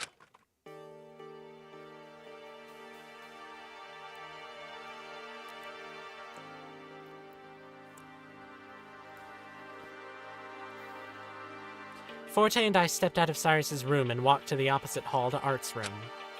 There, Forte struck the doorknob, pulled back the latch, and opened the door. The only thing in Art's room was a worn-looking golf bag. The leather bag was embroidered with the Campapiano name. Oh, this must have belonged to his grandfather. Art must have been reminded of his pastime golfing with him. It must have been distressing to see this upon waking, to say the least. Forte let out a heavy sigh. It's unfortunate, but it explains his reaction to Pandora's question. Now knowing she might be involved, do you think she goaded him on? That would be quite masochistic, wouldn't it? And to what benefit? After all, she fell by his hand. That's true. Forte paused. Do you believe the flap of a butterfly's wings could cause a hurricane? That's a zero escape-ass line. Huh? A little thing like a butterfly creating a disaster sounds improbable. It's a theory. Minute occurrences within similar initial starting conditions can lead to drastically different outcomes. The situation could very well be one of those drastic outcomes. Are you speculating Pandora set this entire scenario off by purposefully inciting the first murder? Who can say that was her intention? Besides, her interactions were never of ill will, were they? She was kind to everyone. So who's to say perhaps the flap of this butterfly's wings caused the storm that would eventually give way to the shining rainbow that will grace our skies? That's a pretty optimistic outlook. Looking forward to the eventual repose from this nightmare is all we have, isn't it? Eventual repose. I could only hope something like that would free us from the trappings of this storm. Though, why should we wait for something minuscule and out of control like the winds to dictate our fate? I'm keen on taking such matters into my own hands if need be. I'm not sure I would know where to begin with such an endeavor. Well, that's neither here nor there at the moment. Shall we move on to Pandora's room? Yeah, let's check it out.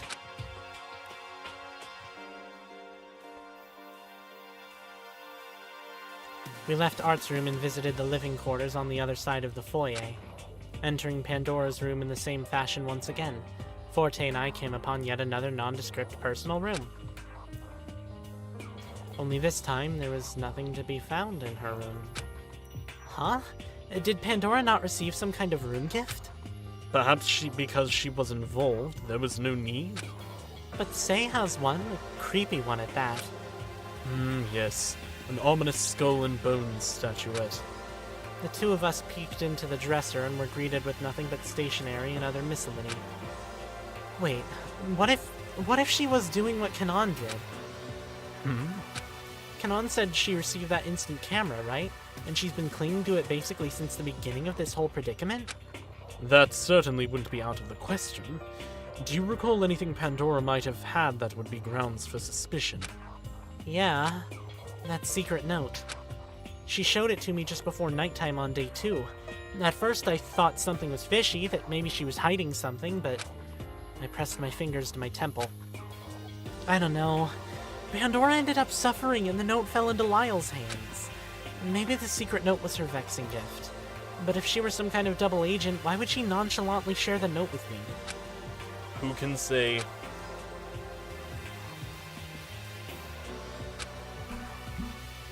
The more we know, the better. I couldn't help but think the opposite.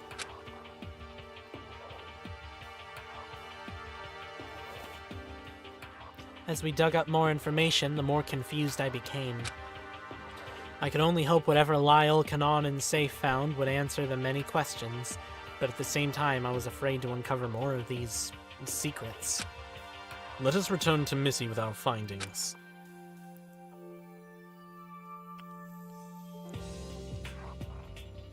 Returning to Cyrus's room once more, Forte and I found Missy in deep concentration.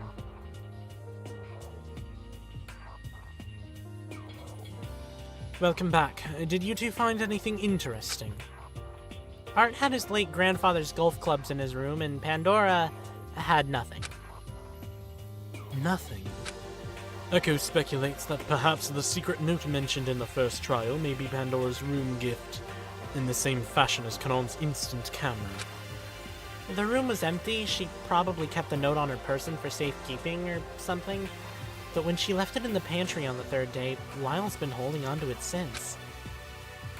We'll have to take a closer look at it when we rendezvous with Lyle. Missy returned her intense glower to the mess of documents. Anything new here? A disturbing amount of news, yes. Take a seat. Forte and I sat in the spare chairs and gave Missy our full attention. She sat in a momentary silence, a fierce gaze transfixed on the folders. Excuse me. I've been reading on a history of involvement. The involvement of Ultimate students in killing games just like this one. Huh? Killing games plural? As in multiple? Yes, I know it's startling to say the least. In that case, that reminds me. In the folder I looked at, our game was labeled Game L. What do you think L means in terms of these multiple games? I believe in that context, L is the Roman numeral for 50. So our game is the 50th game. 50 games? Oh, a definitive number to help enumerate how long this has been occurring. Let's see. If 49 games have taken place over a span of approximately 7 days at most, with no break between games, that's 343 days. Almost a year's worth of this hell. I don't understand. I believe that tracks. I remember hearing about this project sometime late in my junior year. Why so many games, you may ask? These games were implemented with Ultimate students in mind. Ultimate students would be prime subjects for rigorous tests and scenarios involving battling to the best of their abilities. To overcome other Ultimate students and come out on top. To be the best of the best, these experiments were used to determine who would carry the future. The Preservation Project and this killing game, they're one and the same. It seems we aren't just a 1 in a million occurrence. But why? My voice cracked. So this place, it's just some kind of petri dish for creating an Ultimate student that has no moral regard for what they're doing? The Preservation Project has washed their hands of their concerns with morality. It's clear in this documented history. What if it's fabricated? All fake, only to stoke fear? It's very possible. Fear is a powerful tactic. Cyrus himself, after knowing all this, had very little room to operate. He was under a considerable amount of pressure. And eventually collapsed. I was shaking. Comprehension of the situation was the last thing on my mind. Fear chilled me to the bone. Missy, aren't you afraid at all? I'm mortified. However, knowing the darkness that lurks behind malicious people's intentions is nothing new to me. Calling the individual person simply a constituent to strip humanity in the amassing voting numbers. It's nothing but numbers. We play with live ammo. A game toying with the livelihood of a wildly talented students? enabling a maddening battle royale to create a singular, albeit misdirected, towering ultimate student. Missy exhaled sharply. This must end now! Missy stormed out of the room. Missy! Forte and I chased after her. Missy stood, arms crossed, at the elevator. She was embroiled in thought, her brow knit, her posture imposing. Are you in full possession of your faculties? You aren't one to charge forward like so. I hate to say that I only have a hunch. I've little to rely on but gut feeling lately, and have nothing but instinct to justify acting upon them. I have nothing except... She held up the photograph and pinned it to the wall with the dagger. Nothing but a vengeance for bringing this establishment to the ground into a burning hell for all this suffering it's put us through. I was so misguided, so blindsided, for thinking I wanted to be a part of the preservation project.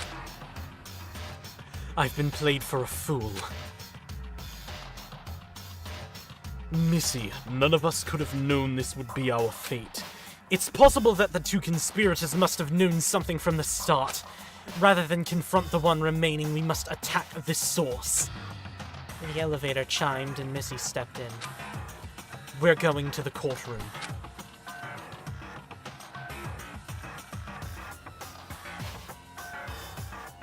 Only the monotonous elevator hum filled our ears as we traveled to the courtroom floor. We entered the dark, circular room once more, this time without explicit orders to determine a culprit. It was quiet, the windows were pitch black, Zero was nowhere to be found. Missy swept in, looking for any indication of the announcer's holographic representation. Forte and I filtered into the empty room aimlessly. I can't see a thing through these windows. It should be early afternoon about now, shouldn't it? Perhaps there are shutters covering the windows. If I recall correctly, they close after a trial. Forte ran his hands across the wall, feeling the creases that line the foundation, seams running in miscellaneous ranks and files. Ugh. Forte tried prying one of the sides open to no avail. He knocked on the wall, resulting in an echo bouncing beyond the barrier. There's empty space beyond this wall. It probably only opens when a student is being executed. You think Zero's operator is hiding where executions take place? I gulped. It was not a sight I wanted to think about.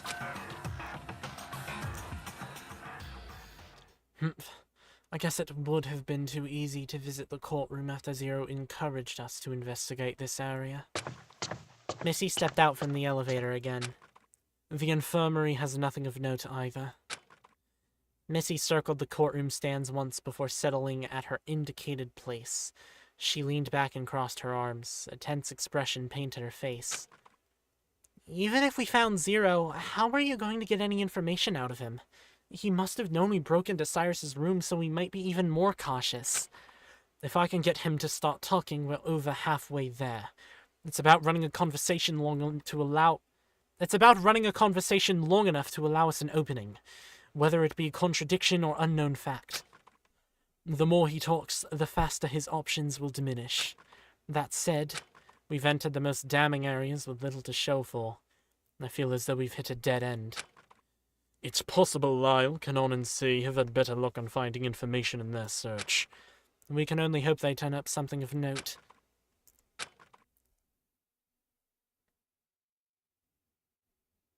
The three of us were steeped in a long, contemplative silence. I sighed, thinking about meeting up with the others, wondering if they were just as luckless as we were in finding anything of use. I thought about Kanon and remembered. Missy, do you still happen to have Kanon's photo? The one from last night? I know I said I didn't want it, but... Oh, certainly. I didn't have time to patch it together, though. Missy drew the two halves of the group photo from her inner coat pocket. I lined the two halves together and gazed at a moment in time that was quickly dashed. That's okay, I awkwardly stole soft looks from Forte and Missy. They seemed to understand that I felt remorseful for what I had done. I want to return it.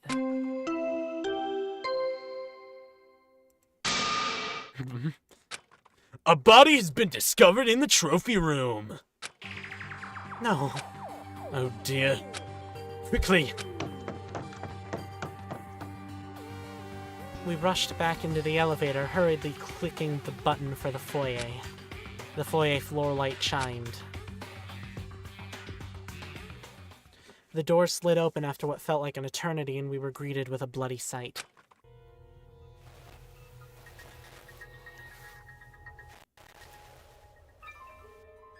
Kanan is the one that killed us in the bad ending, though. A hatchet was buried deep in the back of Kanan's lifeless body. Blood stained the polished floors, the fresh liquid reflected upon the glossy surface, creating a haunting glow in the middle of the foyer. Kanan!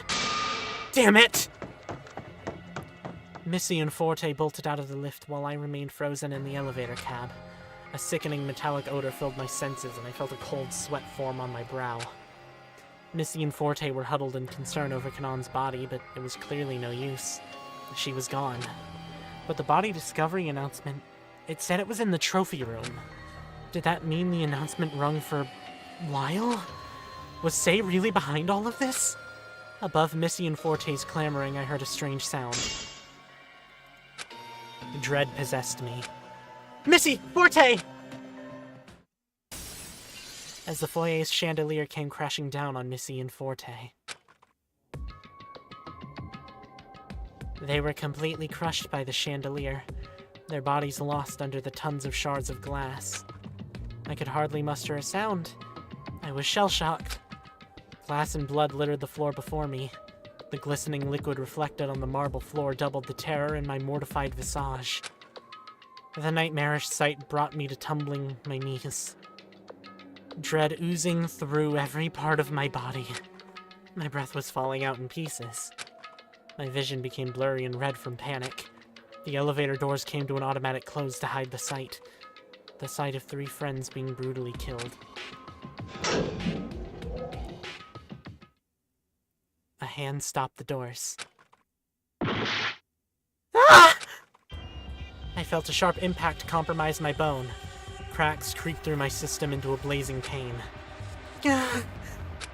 Something was sticking out of my shoulder. It looked like a bolt? The heat from the pain, the chill from the terror. I felt heavy and weak. I couldn't lift my eyes to see who had attacked me. My whole body crumpled without a fight. My head knocked into the floor, causing me to see stars and...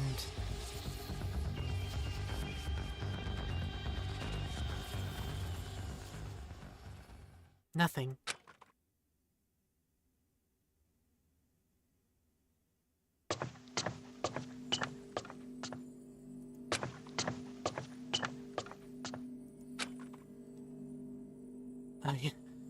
I did it, right?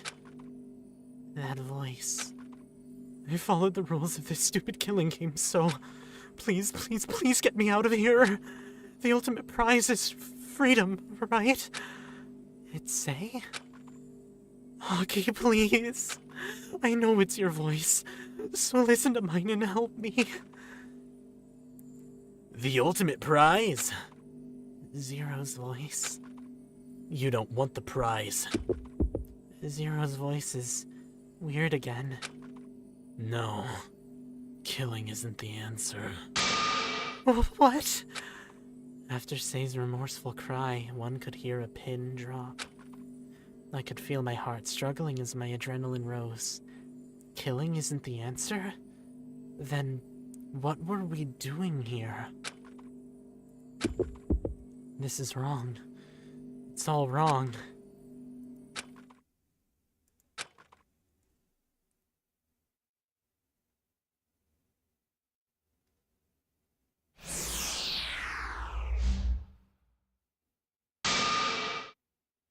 What was that?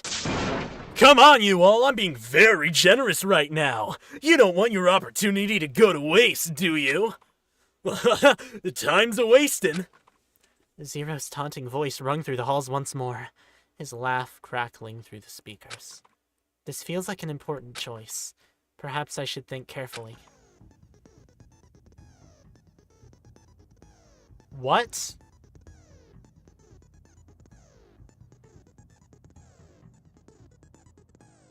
If I choose the other option, it leads to the bad... Ultimate memory! I knew this was gonna be some zero escape shit. Fucking hell. I knew it was gonna be some zero escape shit, man.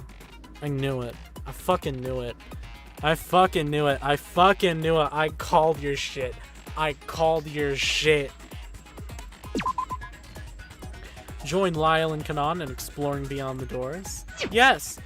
I felt the sense of deja vu, the announcement urging us to split up, the importance of the decision. But everyone was alive? Did those horrible things actually happen, or did I imagine it?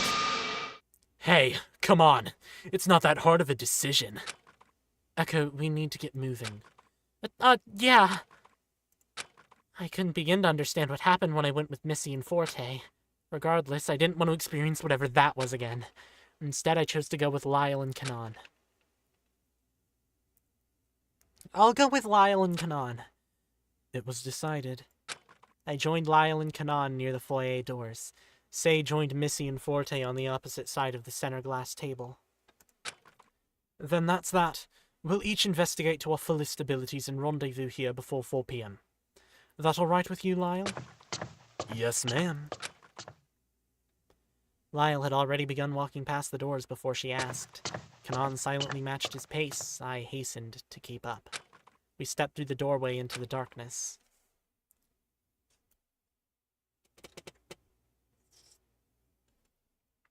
But what was going on? I rubbed my shoulder, reaching for the distant pain that haunted only my memories. I glanced back at the other group. Missy gave a small parting wave before turning down the hallway to do her investigation with Forte and Say. It's like nothing happened.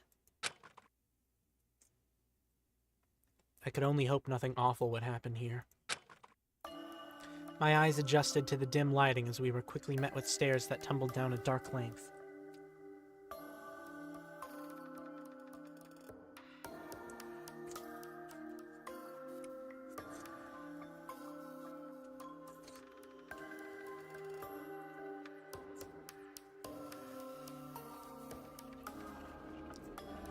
Sorry, I was consuming some of my iced cream. My eyes adjusted to the dim lighting as we were quickly met with stairs that tumbled down a dark length.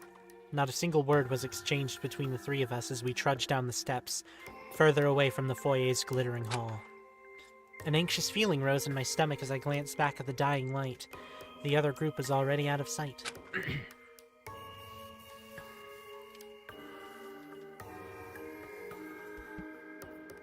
After some time, the foreign floor beneath us revealed itself to us at the bottom of the stairs. The hidden floor we gained access to stood in stark contrast to the previous floors. The lighting was dim, the walls dark and cool. Regardless, it remained decorated with delicate gold furnishings and a familiar service kiosk. An elevator hall divided the room in two equal halves, similarly to the main floor. Hey, looks like we can take this elevator back up to the main wing, huh? Probably. But what's the use of going back now? We made a decision to split up and we need to investigate. Look for an exit. Did that really need to be said?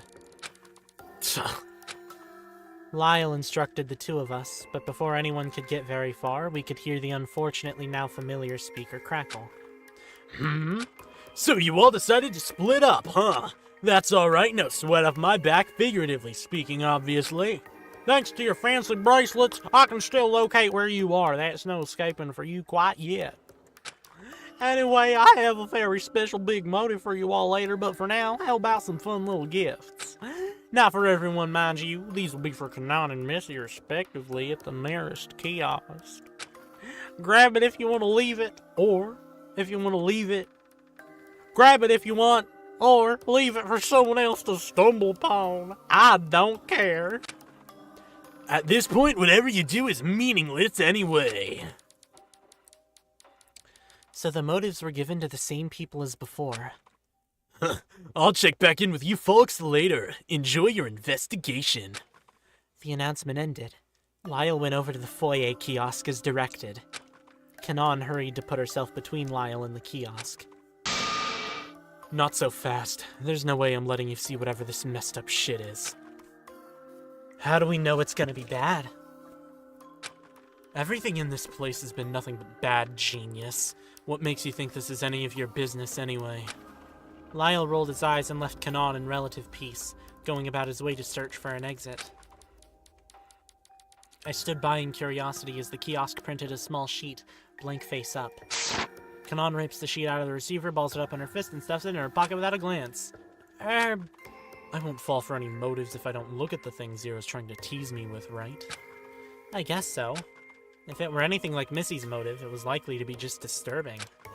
Let's see. Excuse me, I apologize very profusely. Let's see, here's a map of our current floor. Doesn't look like there's much here.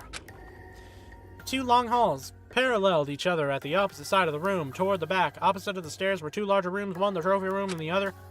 The map of this floor looked like the same as the blueprints I saw when I went with Missy and Forte. The other room was still redacted. I wonder what the other room is. It doesn't show on the kiosk map. Even so, we're here anyway, so we can just visit the room itself to see what it is. We stepped away from the kiosk to explore the underground floor.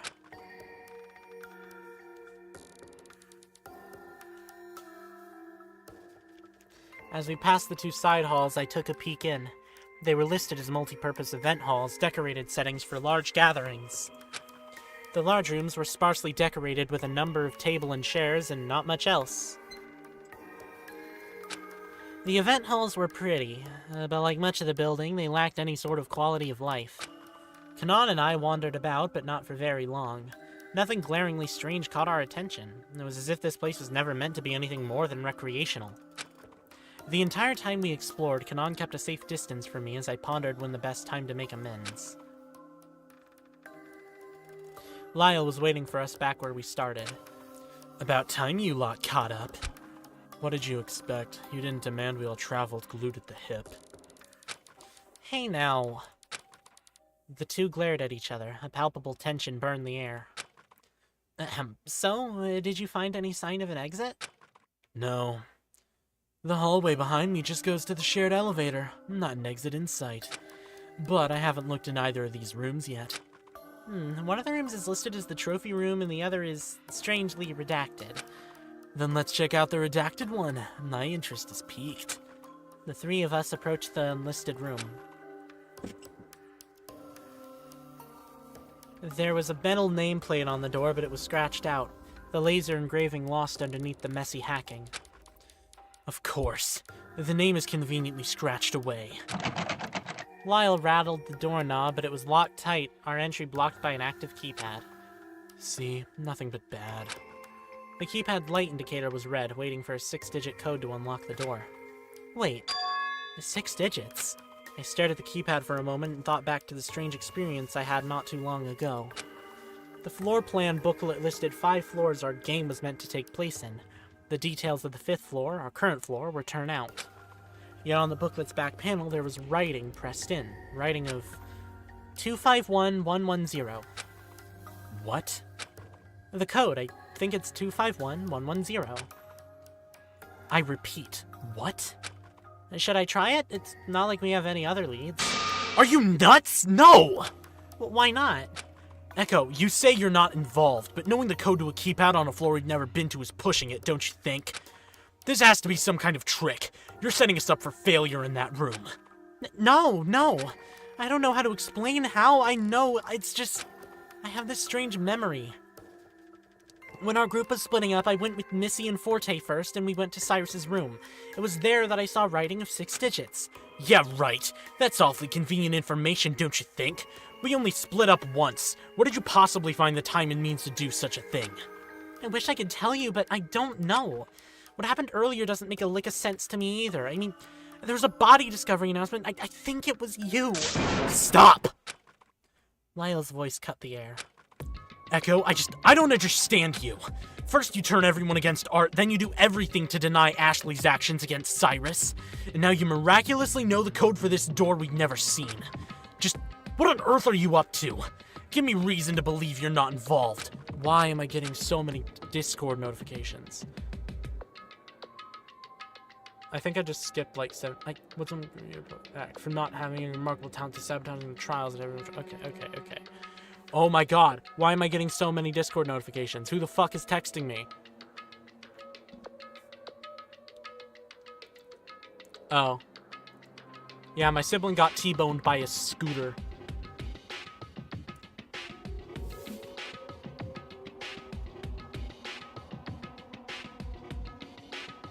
That makes sense. What's stopping me from believing you're all part of the act? From not having any remarkable talent to sabotaging the trials at every which way? Hang on. What do you have to gain by behaving like that? That's enough! You really think I wanted this? Look, I'm just as frustrated as you are. It was never my intention to turn anyone against Art. The circumstance we were in demanded a vote be cast lest everyone suffer the consequence. You really believe I'm an implicit factor in this game? Don't think for a second I wanted any of this to happen. I'm still at a complete loss of how I'm even here to begin with. You really think I wanted my best friend to go through the emotional turmoil she went through when she found out I was in this game?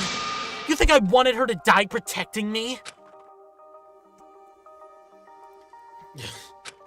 We were all in pain, and suffering isn't a competition. So I'm sorry that I don't have the answers to any of your questions, but I'm doing my best to combat these desperate feelings. After the second trial, I saw how hurt everyone looked. Not just for my sake, but because we've just found ourselves in something horrible and inescapable. I never asked for this ultimate student nonsense. And maybe it was selfish to want to protect Ashley, but what did you expect? You wanted to protect Art, didn't you? Arguing like this isn't gonna solve anything. I don't even know if the code will work, and much less know what's in the room to begin with. And I don't expect you to trust me with it, but it's the only thing we have at the moment. Lyle let out a defeated sigh. I'm sorry too. I'm just trying to find a reason why the only person who gave me the time of day had to leave so quickly. His voice dropped to a low whisper. I feel like I let Art down. Messed up big time. He was misled by me, thinking Pandora was suspicious. It's my fault, huh? Lyle was no different from me. He was trapped with the impression that his friend's downfall was a direct consequence from his actions. No, it's not as simple as that. No one is singularly at fault.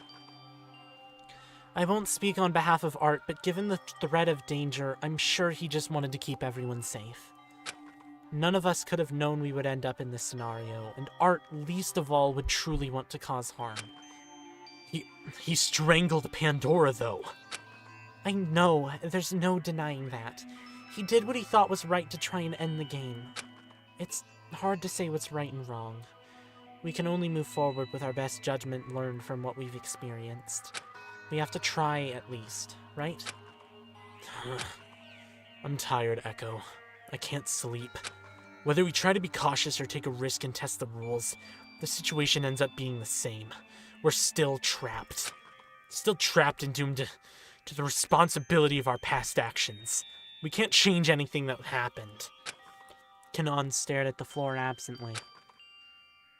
Yeah, but there's nothing left to try but this. I just hope you can trust me on this. Alright. Try the code. I nodded and approached the keypad. Fuck! I don't remember what it was! Good thing I'm streaming this.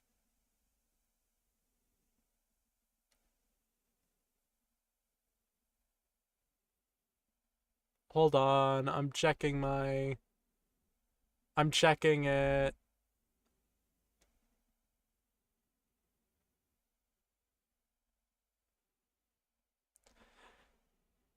Two 51110.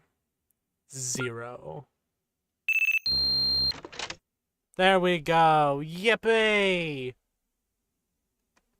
The keypad accepted the code and the sound of a latch being released clicked out. It worked! Another crackling in the air interrupted me as I grasped the door handle. Shoot! Did Zero catch us in the act? My heart was racing. Did I accidentally set something off? I paused and the three of us stood with bated breath. Hey, just checking in with you all. Having fun exploring the new digs? I bet you are. I have 2 more fun little gifts for you folks. Forte and Say. There's Solomon's song for the former, and for the latter. Nothing. You're kind of insignificant, so much a gift suits the person, yeah? Enjoy this weird tune if you can. It's all in German, so it's nonsense to me. Zero's voice dropped out and the tune carried on. A gentle, haunting piano accompanying the droning, soft vocals. I couldn't comprehend what was being said, but the atmosphere the song created was unnerving. Oh, Zero didn't say anything about us entering this room. That aside, neither Lyle or I were recipients of Zero's gift. That's a good thing. Come on, Echo. Let's see what's in there already. Oh, right. Shaking the thought, I pushed the door open with a slow creak.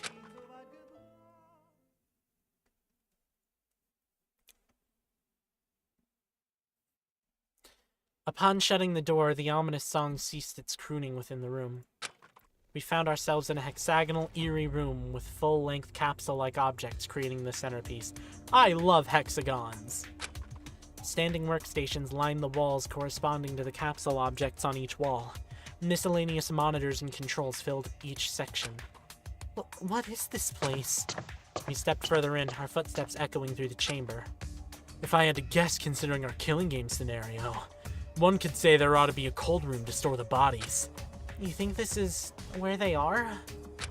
Well, it would make sense since this place was hidden behind layers of precautionary security. Though it's not a very conventional design if that's the case. I inched cautiously toward one of the large capsules. There was a small display monitor at the foot of the closed capsule that read stable in bright green letters. Letters? Spotting a small viewing window at the head of the capsule, I made my way over and peeked in. I staggered back at the sight. I recalled seeing this person's visage when I was with Missy and Forte. What is it? Lyle ran to the window, standing at the opposite side of me. His eyes widened. Is that Pandora? This document says otherwise. The same last name, though. Kanan was holding a medical chart that was hanging near the stable indicator. It's her! My voice was barely a whisper. I stared at her, and my vision twisted as I felt my heart start racing. The other announcer Forte had discovered, along with Zero's true identity. The other announcer behind the killing game was right in front of me. Lyle paused and took a closer look at the person in the capsule. He took out the secret note he had been holding on to and inspected it further. Without a word, he started unlatching the capsule. What are you doing? Are you gonna take that person out of the capsule? It's the person behind Eve. There's a pin on her shawl that looks just like the Eve announcer's symbol and the symbol on this secret note. She could be dangerous. What if she attacks or something? Whatever. There's 3 of us and only 1 of her. Stay alert. The final latch clicked and cool air rushed out from the containment unit. We watched in awe as the glass automatically rose. She looked as if she were asleep, a steady, barely noticeable rise and fall of her chest indicating her shallow breath. Then, her eyelids twitched.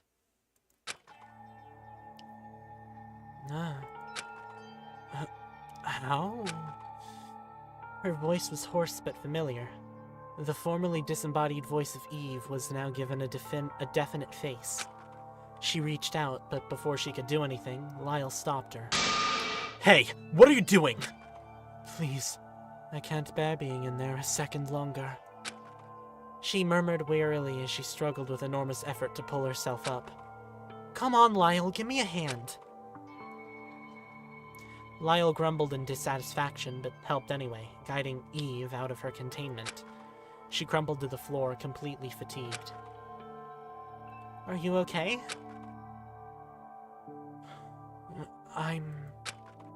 She could hardly shake out a response. Then I remembered. Here, if you're hungry. Reaching into my pocket, I offered her the jam Danish I had saved earlier. She generously accepted it, taking only a few bites before stopping altogether. Bitch, what about refeeding syndrome? She's presumably been in there for a long-ass time. Oh, Pandora, what have I done to you? A blank, somber stare glazed over her tearful eyes. You're Gaia Esper, right?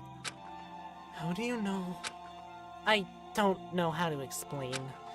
I still didn't know how to reasonably describe the strange occurrence I had experienced earlier that caused me to know things I shouldn't.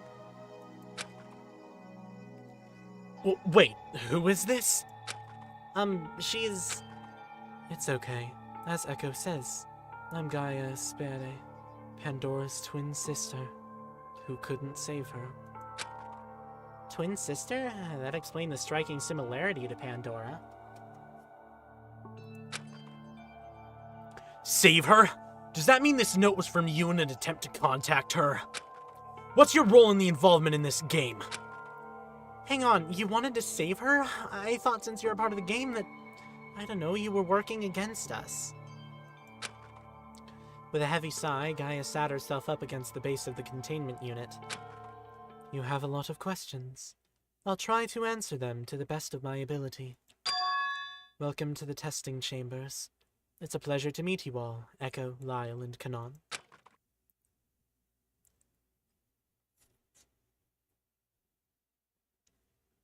We gave Gaia some time to regain her strength as she cautiously savored the pastry I had given her. She sat herself in a chair at the small workstation as we idly waited. Lyle was noticeably impatient, Kanon still and unreasonable.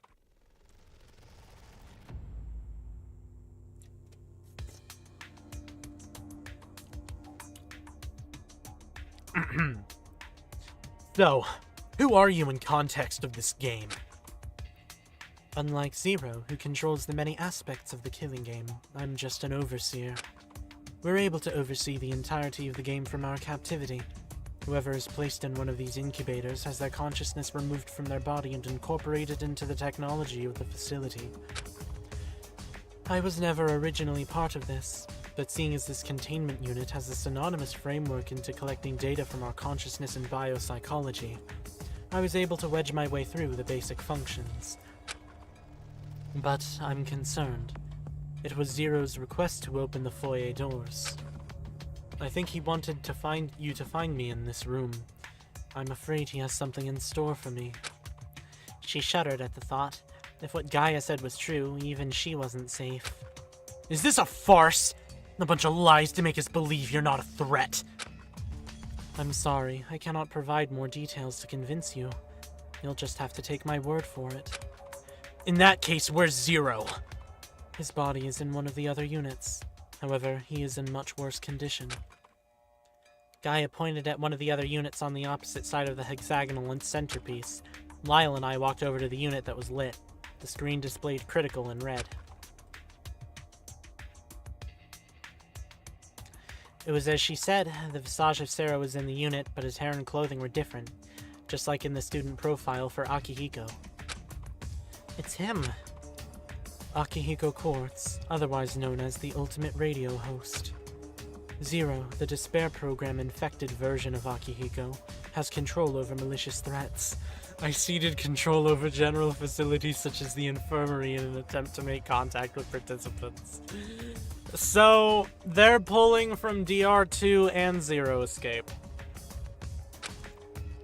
That note, it was Pandora's room gift. I composed the note for Pandora and whoever could recognize the other emblem. Whoever could recognize Zero's, or rather, Akihiko Quartz's emblem. But I haven't had any luck, and I'm not sure Pandora figured it out either. Huh? Gaia doesn't know who the other insider is? Sei's profile was attached with this Akihiko's after all. Wait a minute. I heard Kanon's hushed muttering. Well, what are we waiting for? Huh? Why don't we just release him from the unit and be done with this game? That is not advised. That's just Akihiko's body. The one operating the game is Zero. A forked consciousness of Akihiko that has been merged with a Despair program. You do know what a fork of an application is, correct? Have you ever been on GitHub? Are you a quote-unquote absolute mega coder gamer? No, that's a bad one. Have you ever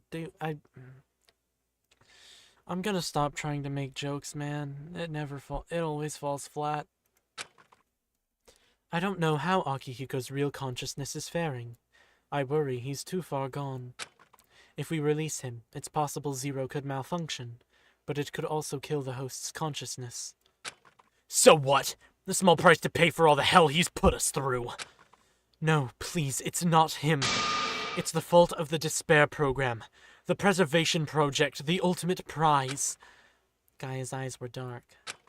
All of this a charade conducted with appalling precision, for the purpose of the ultimate prize, a complete and utter hoax. It's a hoax? I recalled what I heard earlier before I found myself back at the group split decision. The ultimate prize is freedom, right? The ultimate prize? You don't want it. What is the ultimate prize? Not a second after my hushed question did a booming clunk sound throughout the halls. The lights went out. No! Darkness! Lyle's gift, direct from his fears to you. Only murder will lift the darkness. The ominously short announcement cut out and we were left to wallow in the void. The room was blanketed in black velvet. I couldn't even see my own hand in front of my face. What? How is anyone meant to see anything in the darkness, let alone do something as calculated as murder? Calm yourselves. He wouldn't cut all the power if his former body is still in the containment unit. Are you sure? Wait, that aside, Lyle, Kanon, are you okay? There was no response from either of them. However, I heard sharp, haggard breaths beside me. It sounded like he was having a fit. His voice was tight. Lyle, are you okay? It's dark. I can't... Hang in there. A flash briefly bled through the darkness. My eyes adjusted to the brightness, and I could see the silhouette of Gaia standing some feet away from me, holding the light. This should help. A flashlight and an emergency kit below my capsule. Yes! Thank you! I took the flashlight and directed the beam toward the wall, allowing the light to bounce and disperse itself for a little more illumination. Come on, deep breaths. His breaths were focused, but he was making an effort to control his breathing. I tried to comfort him, rubbing his trembling back as he tried to steady himself. As Gaia and I gave Lyle time to recoup, I noticed something strange. Wait, where's Kanon? Kanon? I called out to her, but got no response. Did she get lost? Damn it. She has to be up to no good. As much as I couldn't help but jump to the same conclusion, I felt there had to be another reason for her disappearance. Don't say that. As much as we all hated to see the truth in the first trial, Kanon still helped us. And she even gave me the group photo she took after Ash's trial. She probably went to look for the other three. How could she possibly see in the pitch darkness? Why didn't she just sit still and do nothing like she always does? I can't say. I just hope she doesn't do anything outrageous. Sure, but there's no telling what could happen to her, though.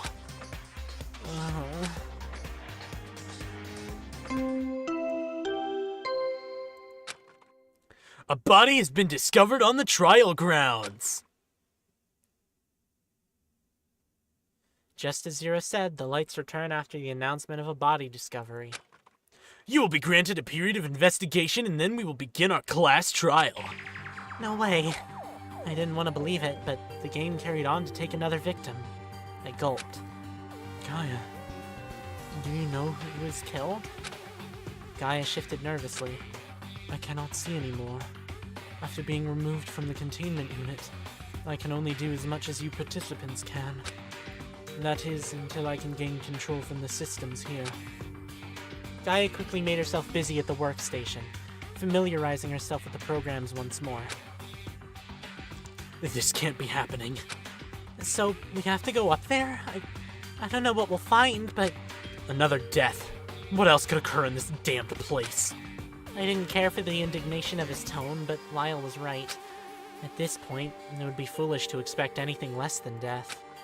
However, I just wanted to know that whoever remained was still safe. Let's go. Oh, we should try to rendezvous with whoever's left. What about her?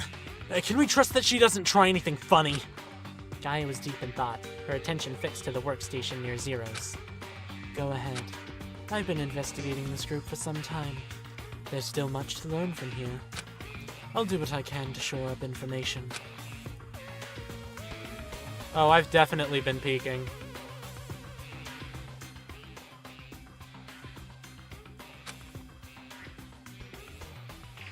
Gaia was focused on the workstation, Data filling the monitors with lines and lines of who knows what.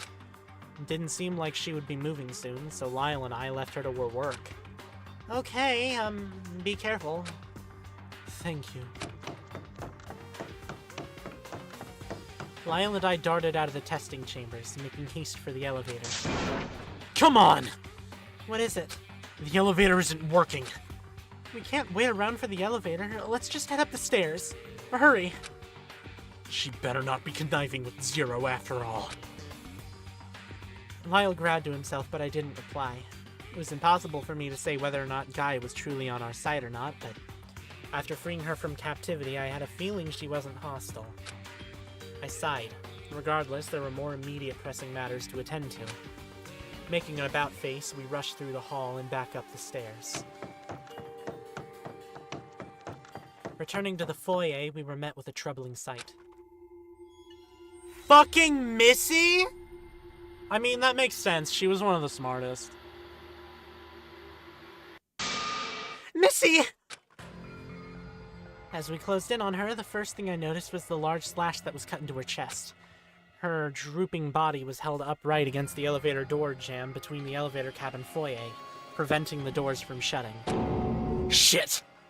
We rushed to her side, all while maintaining a cautious distance from her unmoving body. We reached for her glasses and noticed her bracelet. Lyle, before we jump to any conclusions... I was concerned, of course, but I drew Lyle's attention to her wrist.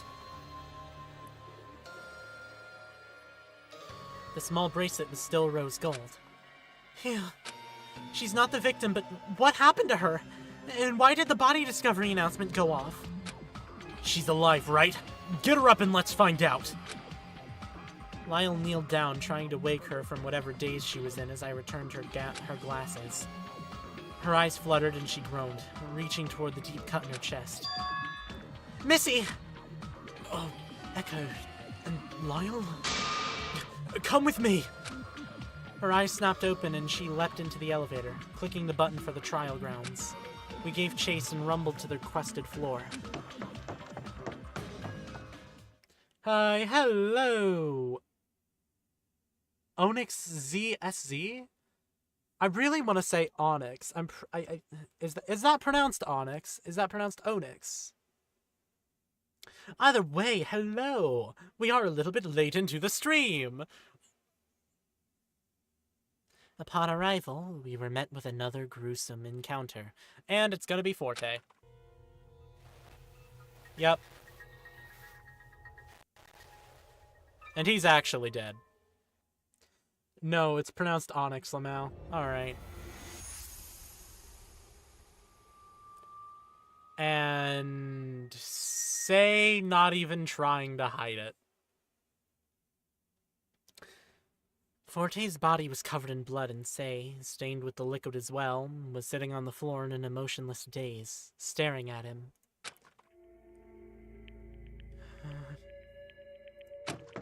She said nothing as the three of us surround Forte's body. His bracelet was tinged with the sickening bright pink color that indicated his death status, as if the pools of blood didn't indicate it clearly enough. What the hell happened when we split up? Astonishment painted Missy's face as she took in the scenery. We whipped around to glare at the most damning person, the one drenched in blood. What? Say's detached expression told us nothing, or perhaps everything. I'm sorry, I have no idea what happened. Holy moly, yeah, you're fucking right. You'd better not be lying. I am not... Missy flinched and tenderly tried to cover her wound. Investigate as you wish. I won't stop you. I need to clean this up. Missy tottered through the elevator and into the infirmary on the other side, leaving us with the victim and Say. Take another sip of my oiter!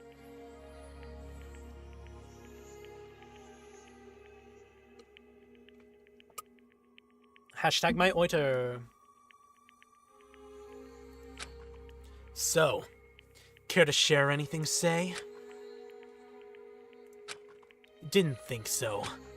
This is a mess. No kidding. Is it really up to us to investigate? We were just about the furthest away from the crime. How could we begin to infer what occurred 4 floors above? It's only up to us. Does it look like either Say or Missy are gonna fess up? They're covered in blood. Yeah, you're right. At the very least, we were together with Gaia, so that solidifies our alibi somewhat. Having said that, Kanon was still nowhere to be found. Could it be? Then let's get to it.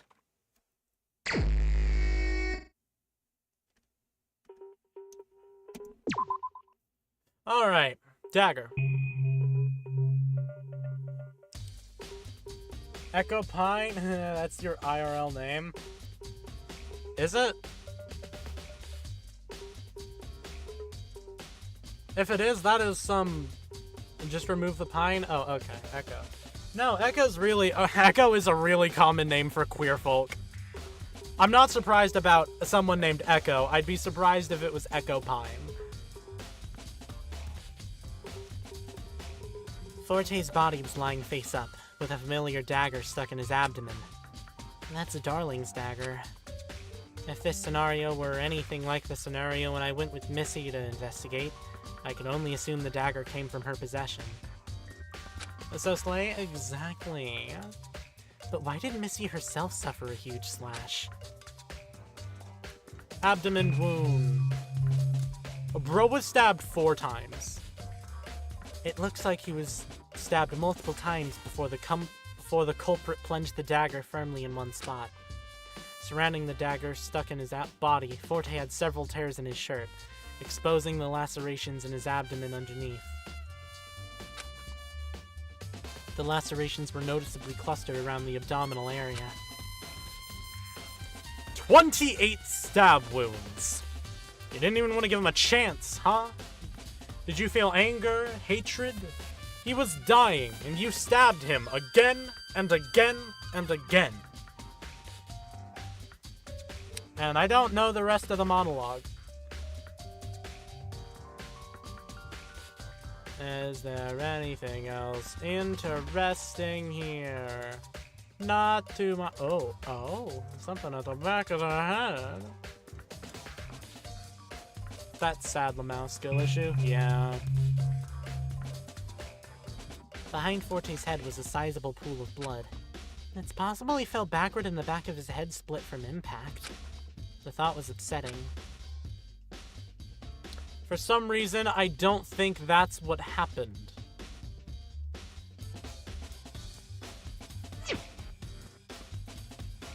Say. What do you have to say for yourself? Sorry. Say was motionless and expressionless. Wait, why does the front of Forte's head look like that? Because that's how it looks. She didn't dare look at anything except the body that lay before her. I didn't know where to begin with questioning her. I didn't want to suspect her, but it was difficult to think otherwise. She didn't appear to make any attempt in hiding her involvement either. I stammered for a minute before giving up entirely. So, what's the big idea, Say? Saying nothing just makes you more suspicious, you know. Well, it certainly doesn't make her any less suspicious either. Sure, but blood makes a compelling case in favor of suspicion of murder. Thanks for nothing. Is there anything else on here? Not that I see, so we must discuss. Saying... Let's discuss with my boyfriend, my favorite character, Lyle Termina. Any thoughts? Just the one, that Say is the culprit. Seems plainly clear enough, but does that seem like something she would do? Well, who knows? It's likely that while the other group is investigating, something occurred that provoked her. Oh, I figured you might know a little more about her since you two have been talking lately. It's nothing like that. She doesn't talk much. I usually just think out loud to her. As for how she might behave, I can't put a pin on her. Hear me out. Blood and tears low-key taste fire. That is the ramblings of an insane person, and I am now concerned. So excluding the obvious potential culprit, I'm up a creek. It was only understandable that both of us were stumped. We'll see what changes when Kanan shows up. Dead or alive, that is.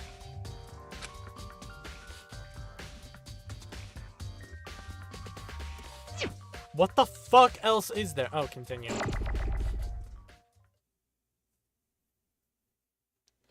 No, because tears taste salty and blood kind of tastes metallic. Yeah, I know what they taste like. I'm saying you're weird for enjoying it. Also, when the hell did that become relevant? I just sat down. Who the fuck starts a conversation like that? The scene was gruesome. Despite that, there didn't seem to be much of note. You concern me, Onyx. Did you find anything? To say I have even half an idea of what happened would be a stretch. There's very little to draw conclusions from, well, except for Lyle and I looked at Sei. Forte's body, Sei's bloodied state, and an essentially locked room. It couldn't be more straightforward. I can't believe this. Is there even a victim report? Maybe if we return to the foyer, we'll find one printed from the kiosk? I'd like to see the victim report as well. I'm displeased to say that I'm unaware of what happened here. Goated conversation starter, truly. I don't believe you! Missy returned to the trial grounds from the infirmary, a gauze dressing covering the inflicted wound. As Missy scanned the body scene once more, her downcast gaze paused to meet Sei's. This reminds me so much of the Inheritance games. My sibling read the entirety of the Inheritance games, and they talked about it for a little while. I myself have not read it, but I might. I'm considering it.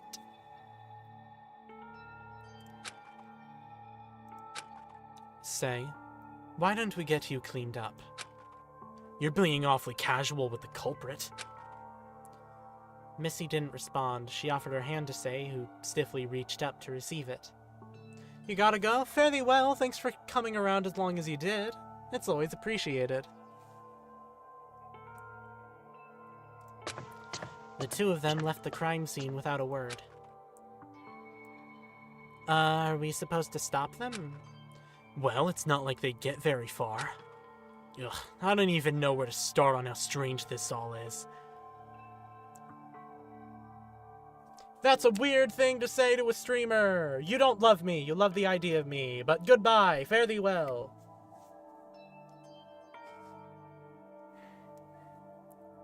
Ugh, I don't even know where to start on how strange this all is.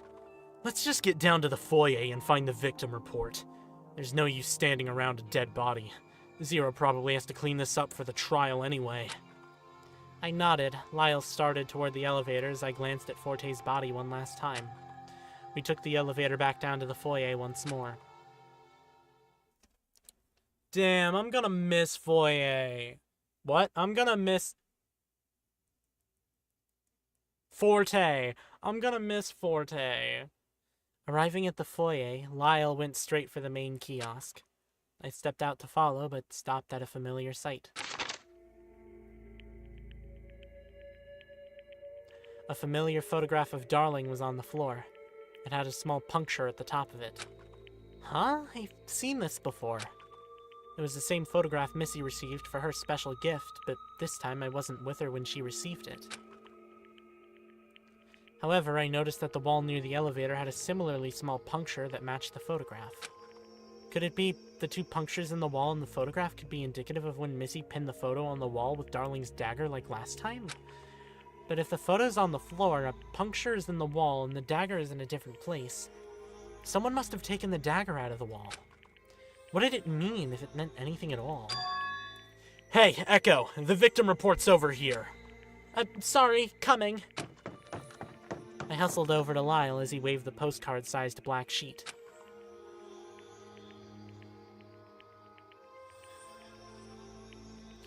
The victim's body was discovered on the trial grounds. The estimated time of death is 13:45.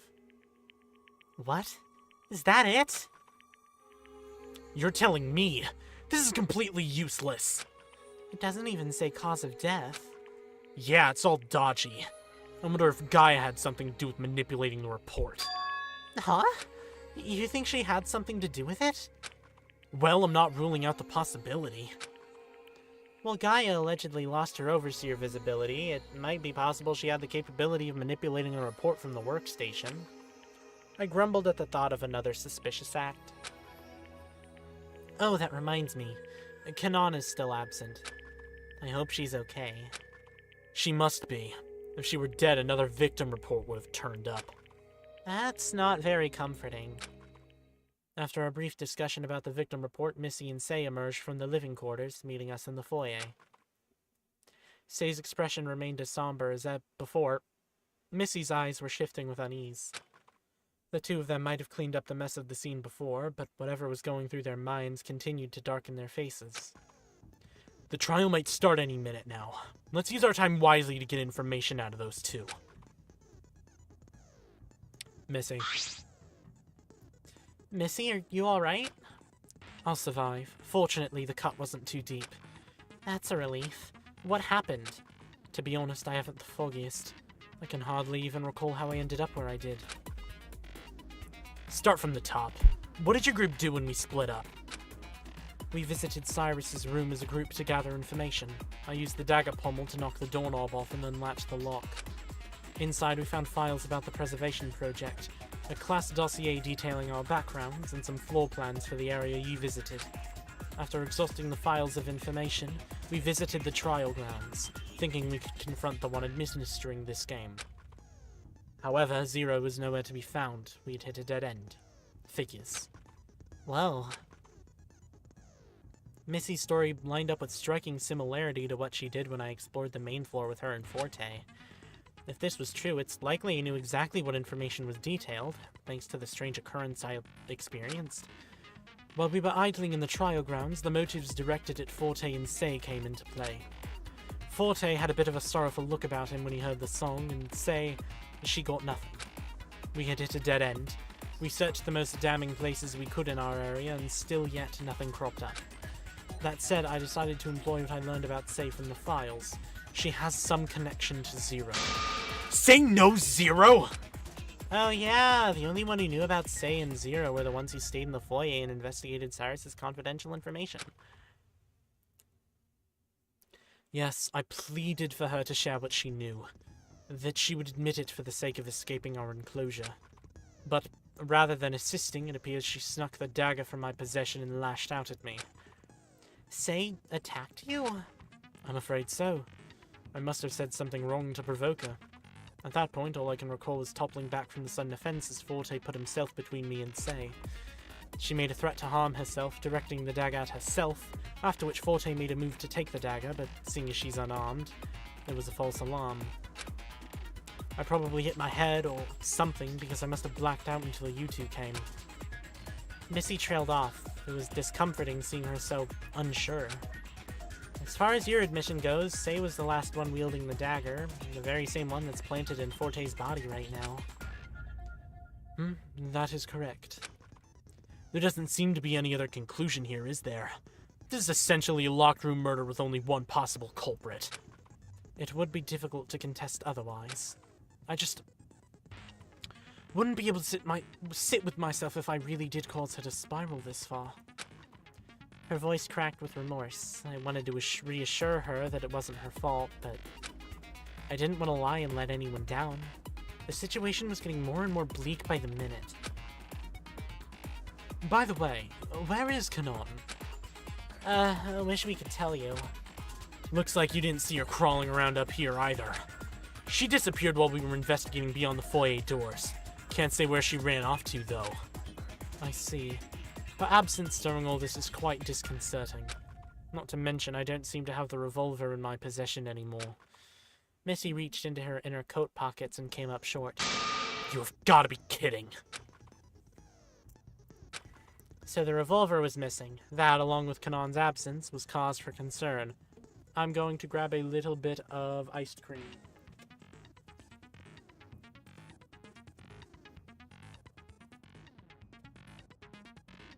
It is, like, completely melted by now.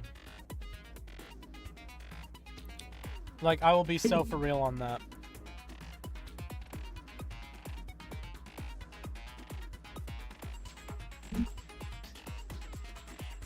Just give me a second.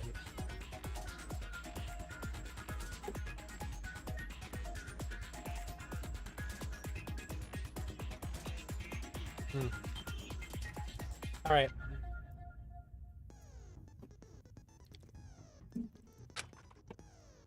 Ahem. What did you two learn in the sequestered floor beneath us?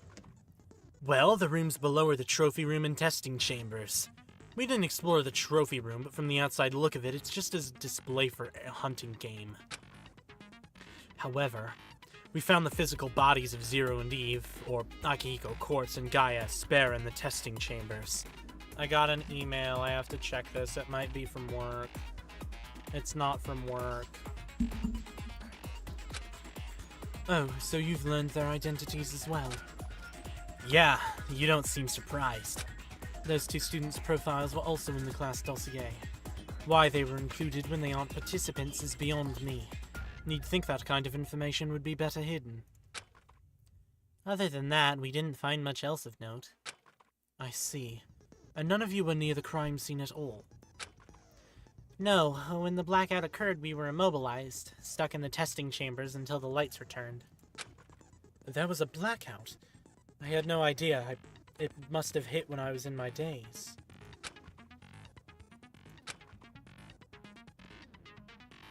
I can't help but think I caused a snowball effect with Sei, resulting in Forte's death. Missy grumbled under her breath. She was visibly trying to wrap her head around what we learned.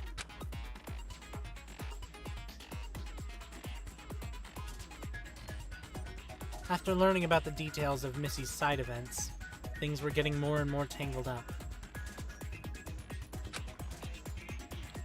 Sei Kono! Sei, are you okay?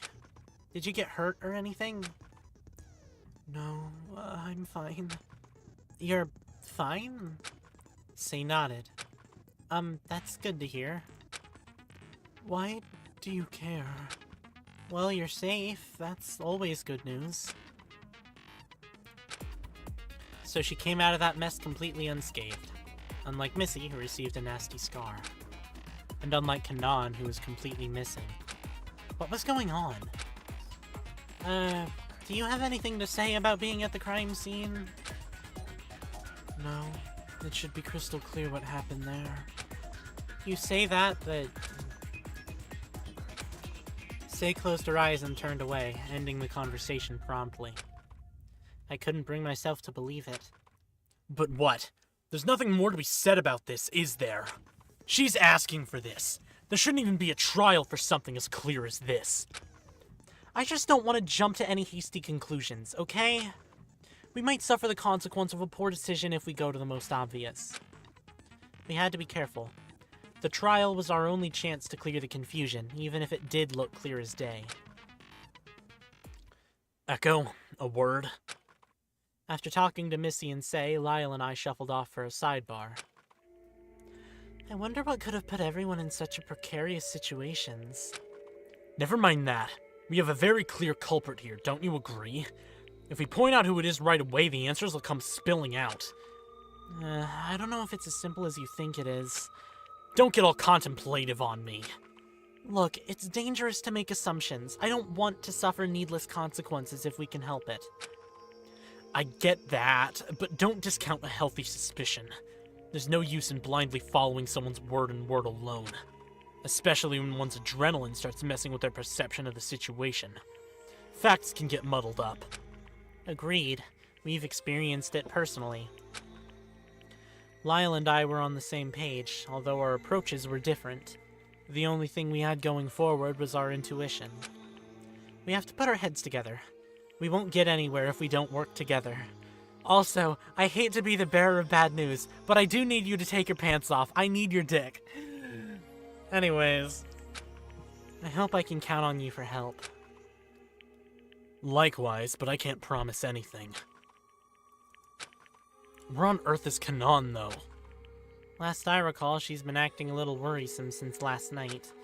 And I don't think it helped her frustrations that you tried to take her camera. Lyle shot me a dark look for a second before casting his gaze under heavy eyelids. She's not the most trustworthy, okay? Running around doing who knows what. Though I shouldn't stir the pot, I suppose. I sighed. I couldn't disagree with Lyle's stance, but Kanan did make an attempt to cheer me up somewhat. I couldn't flat out accuse Lyle. I couldn't help but think her behavior was the result of me rejecting her photograph.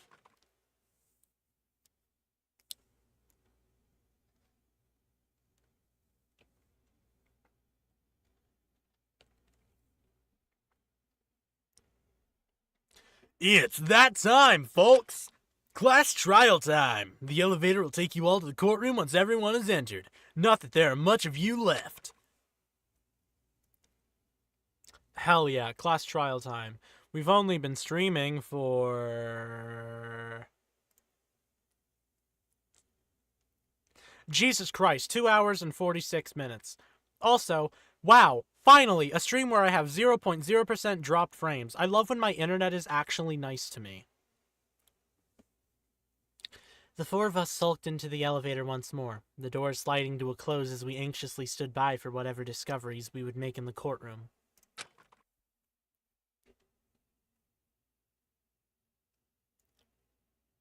We stood in the elevator cab, unmoving. Jeez, what is going on this time? The doors slid open once more.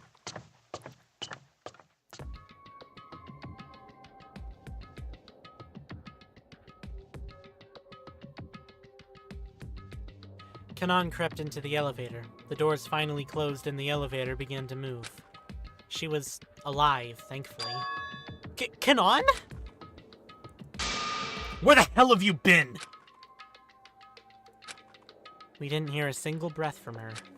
Her silence was deafening. She faced away from the rest of us, completely unreadable. Kanan was alive after all. But her behavior after last night and her absence during this whole mess, it was worrisome. Kanan, I whispered, but she didn't react at all. Kanan made a haunting re-entry.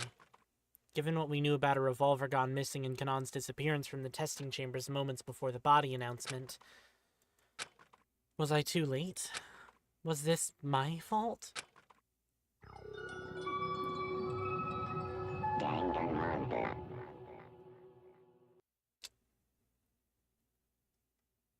Alright.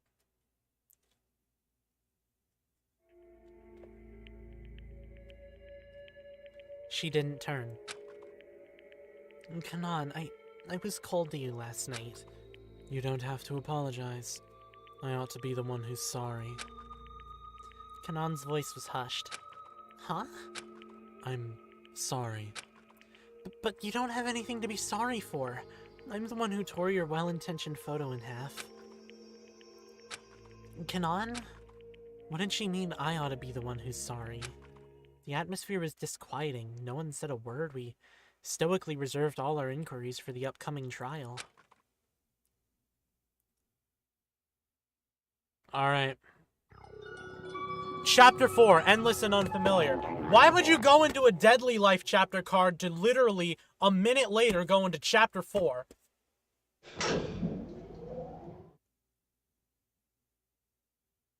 Another visit to the trial grounds. Every trace of the crime scene had been removed, as if nothing happened. However, I still saw the faint phantom image of blood painting the floor burn the back of my eyes. The five of us stepped in warily, footsteps echoing in the chamber as we habitually navigated to our respective stands in silence. Another trial. When we split up, our groups had discovered a slew of information that attempted to explain our captivity.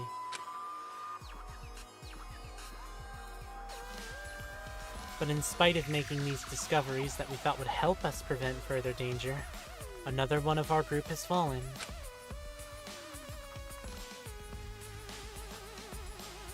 It is unfortunate that I must greet you like this, but welcome back to the trial grounds. A fuzzy hologram of Gaia appeared before us.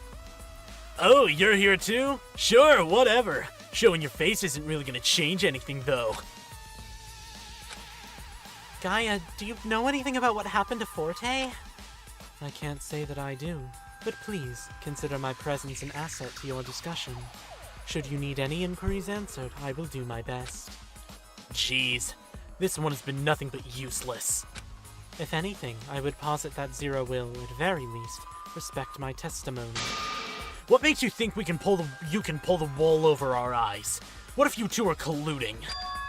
Huh, you give her too much credit. At this point, she's nothing but an obstacle. Eve, or rather as you know her now, Gaia, knows zilch. I'm the only one who knows for certain whether you all will be voting correctly or incorrectly. After all, what kind of judge would I be if I didn't know? Freeing Gaia meant stripping her of her prize. Huh? But we're not here to talk about that. So, let's get this show on the road.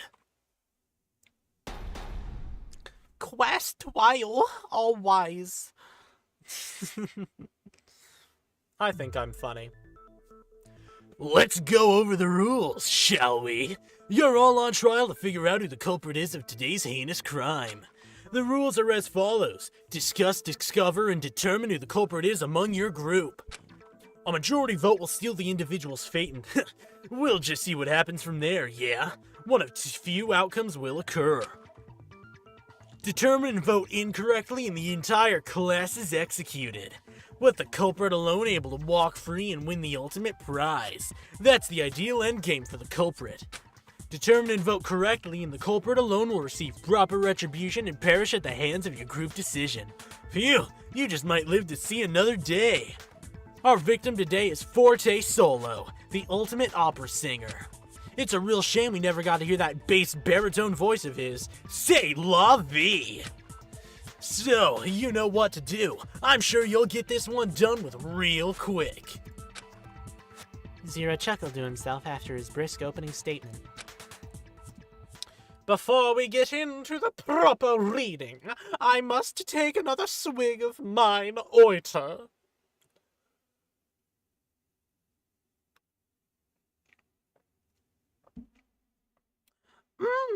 Refreshing. Alright, that's enough of that.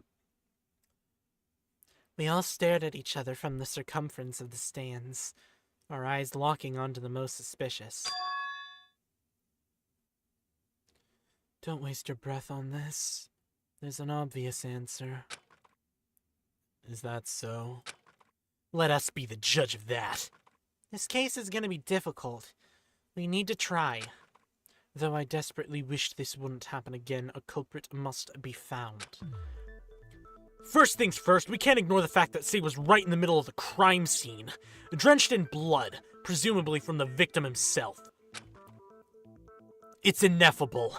The sheer amount of evidence proving that you're at fault for this. Make your own judgment. Fine.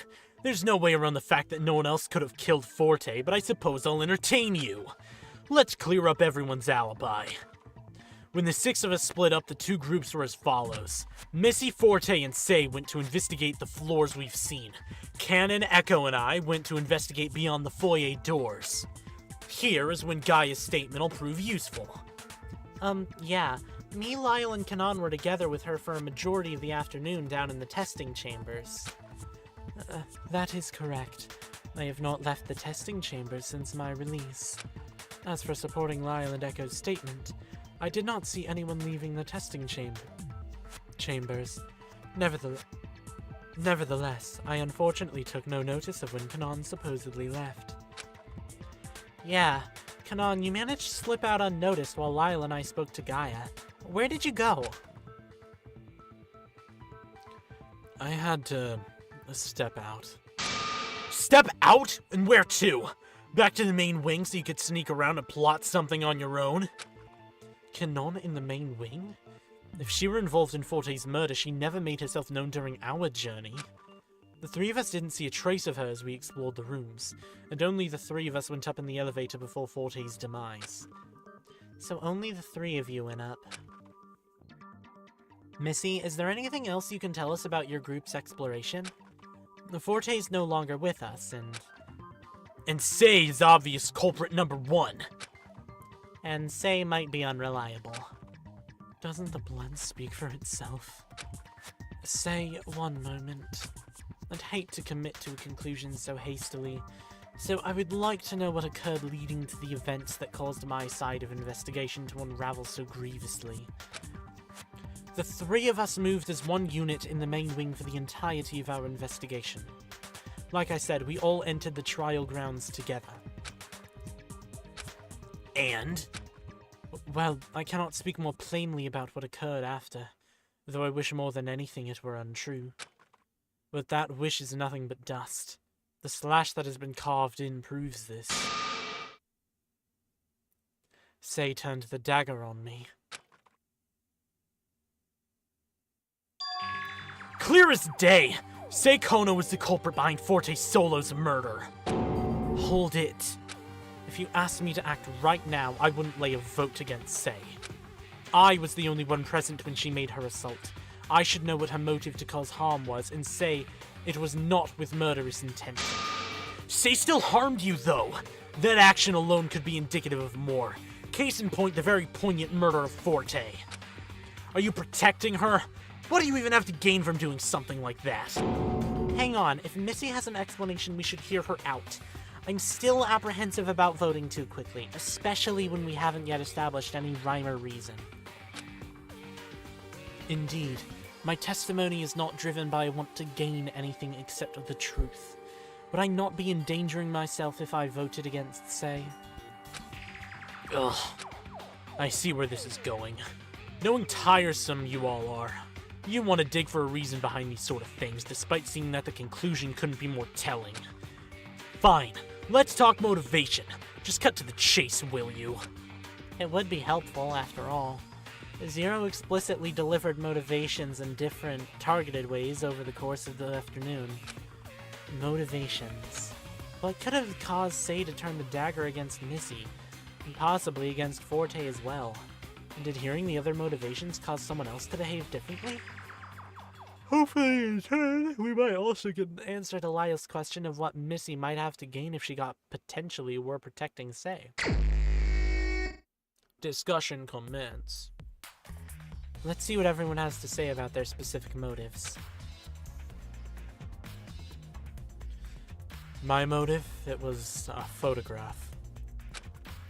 My motive, along with Kanon's, was delivered shortly after our two groups parted ways.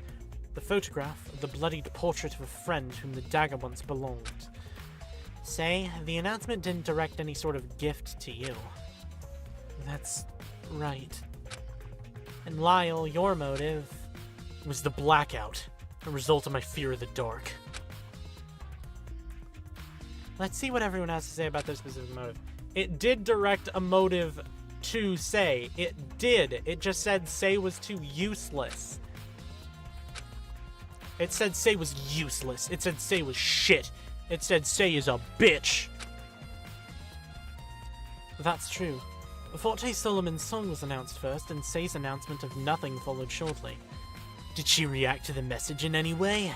She didn't react in any particular manner, no. Nothing is only fitting for me. Is that so? It's possible that Sei being left out might have left an impression on her. Okay. My motive, it was a photograph. Well, nobody saw your motive, so you need to prove that. Ugh, we know that much. Care to expound on what the photograph is? No, I didn't look at it. Do you want us to suspect you? For all we know, you could have been planning something from the moment you received the photograph. Lyle, hang on. If Missy said she didn't see Kanon around, it's not fair to call Kanon the culprit right away. I still think there's something strange about her not being around when the lights went out. Though she claimed that she didn't look at the motive photograph, Kanon's absence during a majority of the afternoon was concerning. Okay, so thus far, I'm stupid. The bloodied portrait. It didn't have blood on it, it just had a picture of blood. Missy withdrew the sheathed dagger she clung to after the second trial. I admit, I was overcome with a zealousness to confront the one we call Puppet Master, pinning the mocking photo on the wall outside the elevator with the dagger. How the dagger ended up on the trial grounds as the murder weapon, I can only suspect that Sei discreetly retrieved it from the wall and concealed it on her person, before attacking me in a state of panic. So we're able to trace the dagger's origin to you. But you claim to have left it as a wall adornment before entering the elevator. Correct. I still wasn't sure if I could write off the conditions of Missy's wound just yet, but Missy was initially taking the dagger with her into the trial ground seems intentional somehow.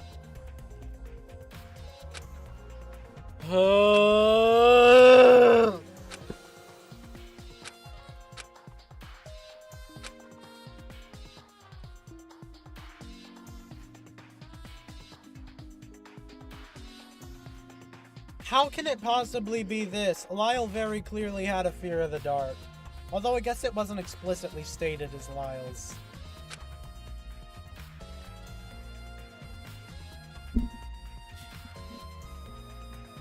Hold on, I'm changing. I'm like adjusting myself. Alright. This is a really improper way to sit in a chair, but comfortable. Darkness? I wasn't aware something like that occurred. Yeah, but if you don't have any remembrance of it, it might have lasted for the duration of when you were knocked out. I see. What does my motive have to do with this case anyway? We already discussed that me, Echo, and Gaia were all together on the floor beneath the foyer, nowhere near the trial grounds. Well, we have to assume it affected the entire building and that the group upstairs also lost their visibility. The darkness occurring has to have some bearing to the timeline of events. Say, do you recall a blackout occurring? Yes. I can't believe I still have to ask, but care to elaborate at all? It's unimportant. Is that so? But during the moment before Gaia found the flashlight, it was too dark to even see my own hand in front of my face. How would it have been possible for anyone to do anything without visibility? Based on the murder scene, we had a glaringly obvious culprit. But none of us could understand why Sei would act in such a way. To make things more confusing, Sei is the only one without a properly delivered motive. The timing and respective intensity of each individual motive. It must create some velocity in our headspaces, as far as I can tell. It's a little tough to follow which ones are and aren't relevant. Though, now that I think about it, what if announcing them was the purpose of the motives? What? Announcing the motives? But why would someone else's motive affect anyone but the person it's meant for?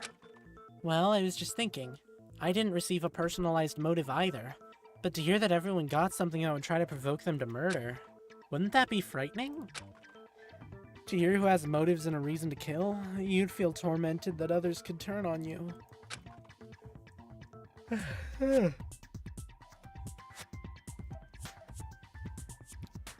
That's all I can think of.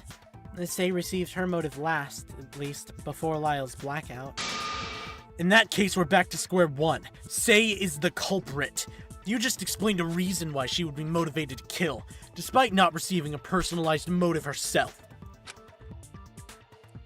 She heard all the motions previous to hers and must have been shaken by the potential of everyone turning on her.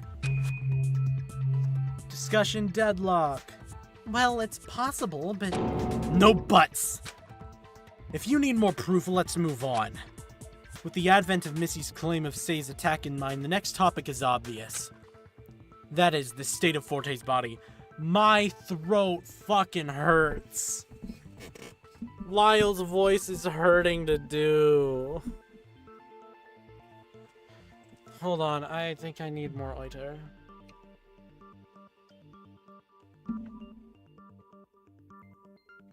Gods. It's like... Yeah, it's like just below and behind my Adam's apple that's hurting a lot. From doing the voices, I think. Anyways. That is, the state of Forte's body. Yeah, the victim report was extremely non-specific. More than previous. Vague on purpose, most likely. There were an innumerable amount of stab wounds in his abdomen. Maybe somewhere close to 28. Likely from the dagger before it was finally stuck in his body. Stabbed? I thought... Kanan quickly fell silent. Something you want to share? Oh, that's right. Kanan, you didn't even see the body, did you? No, I didn't see the body. Then is something wrong? Nothing's wrong. Then why are you so shocked that Forte was stabbed? You clearly know something. Lyle, ease back. But please, Kanan, if you noticed something odd, we need your help. Something odd? My help?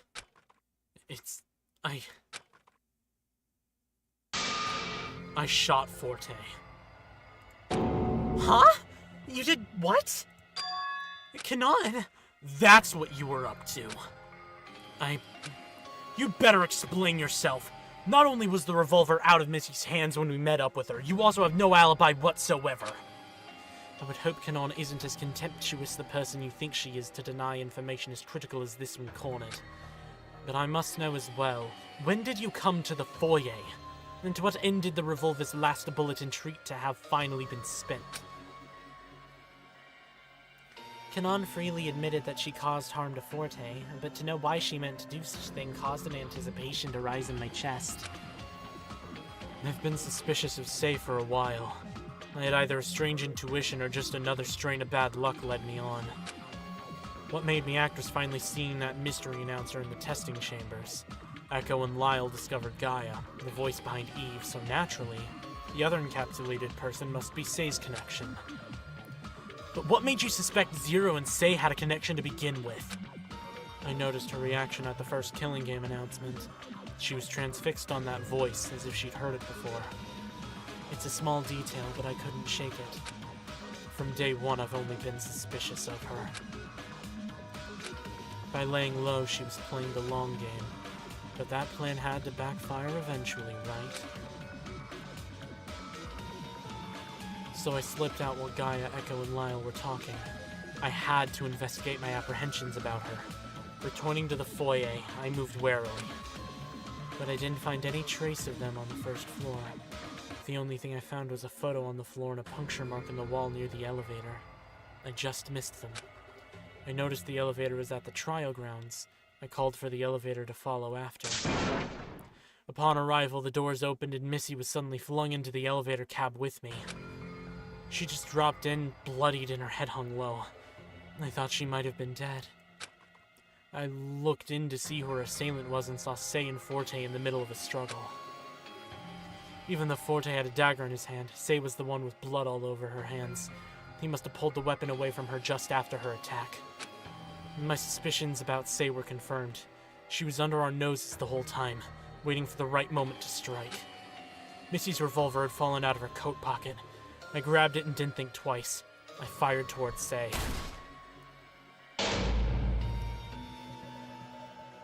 Well, I thought I did. The lights went out seconds after and I couldn't see where my shot landed. I couldn't run in and check either since the elevator shut in my face and mechanically returned me and Missy to the foyer. I ran. A shot was fired, Missy was unconscious, and a blackout overtook everything. Does that statement help? There we have it! A confession! What? Wait! Wait for what? Is there any reason for us not to accept this as the truth? Well, no, but Kanan said she fired the revolver. A gun wound? Where? And that doesn't explain the lacerations. We can't ignore the one thing the Monokuma file detailed for us. There has to be some relevance. It's within reason for me to doubt that fact, isn't it? Oh, I can explain them. What? How? Because I stabbed him in the abdomen after he was shot. What? Why? There's no use hiding it since you confessed. Truthfully, I couldn't believe it at first.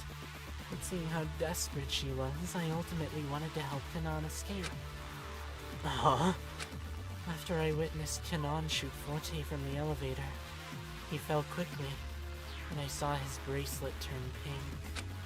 I realized that because she wasn't with Lyle or Echo, Kanan would be the most likely implicated as the culprit. So I did what I had to do. I stabbed Forte's body several times near the gunshot wound to conceal it, making it look like he had died of blood loss from lacerations rather than the shot. And since I was the only one on the trial grounds, the blame would be redirected to me. After all, Kanan wants to leave just as much as any of us. Why not give her the advantage? No way. So Kanan became the culprit without ever seeing her victim fall? Is that it? I can't argue with that. I didn't even see whether or not he died. But you're just going to accept it? All I know is that I fired a shot and someone ended up dead. What else is there to say? And unfortunately, as far as we know, the surrounding conditions on Forte's death are indisputable. And Sei is the only eyewitness. But is that really all there is to it? Given that I ultimately wound up in the foyer, it stands with reason that Kanan indeed visited the trial grounds, causing the elevator cab to go up and bring me back down after the assault. And you witnessed that I did not find the revolver on my person after I awoke. I can't argue with that, but... Ugh, listen to you. It's all been laid out on the table. I'm not hiding anything this time. You want to keep going with this discussion because the truth is hard to swallow? Is that it?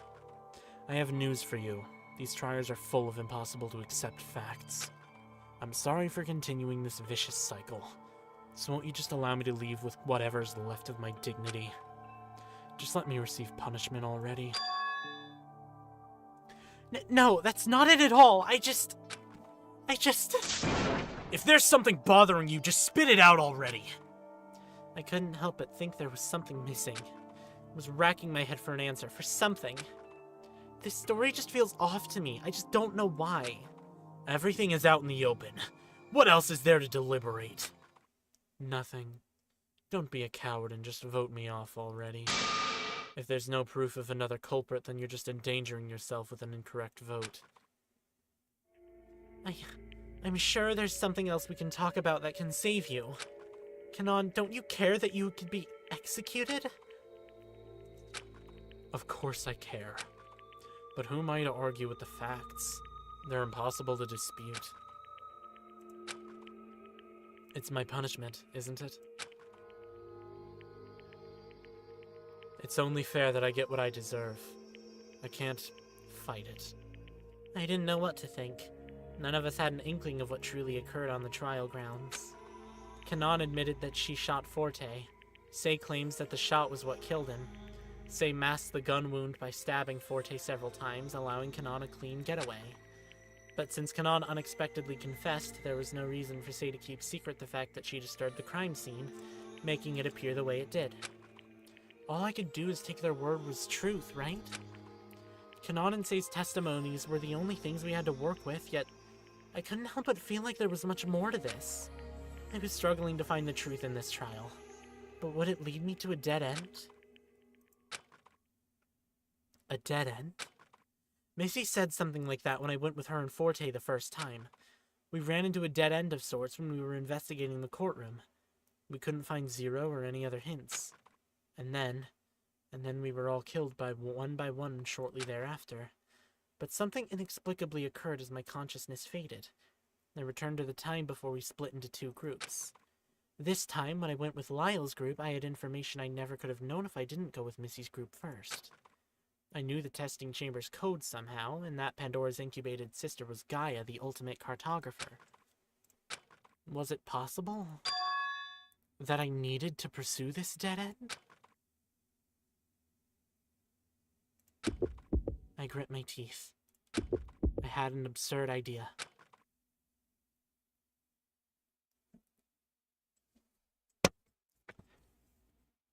The discussion is over. There's nothing wrong. Kanon is the culprit. I looked over at my classmates who all had the same painted, startled expression at the finality of my decision. All of them were shocked except Sei. That's right. Nothing is wrong. Zero silently obliged, calling forward the vote screens to the other students. Everyone was dumbfounded, but with no other option laid before them, only one vote was to be made.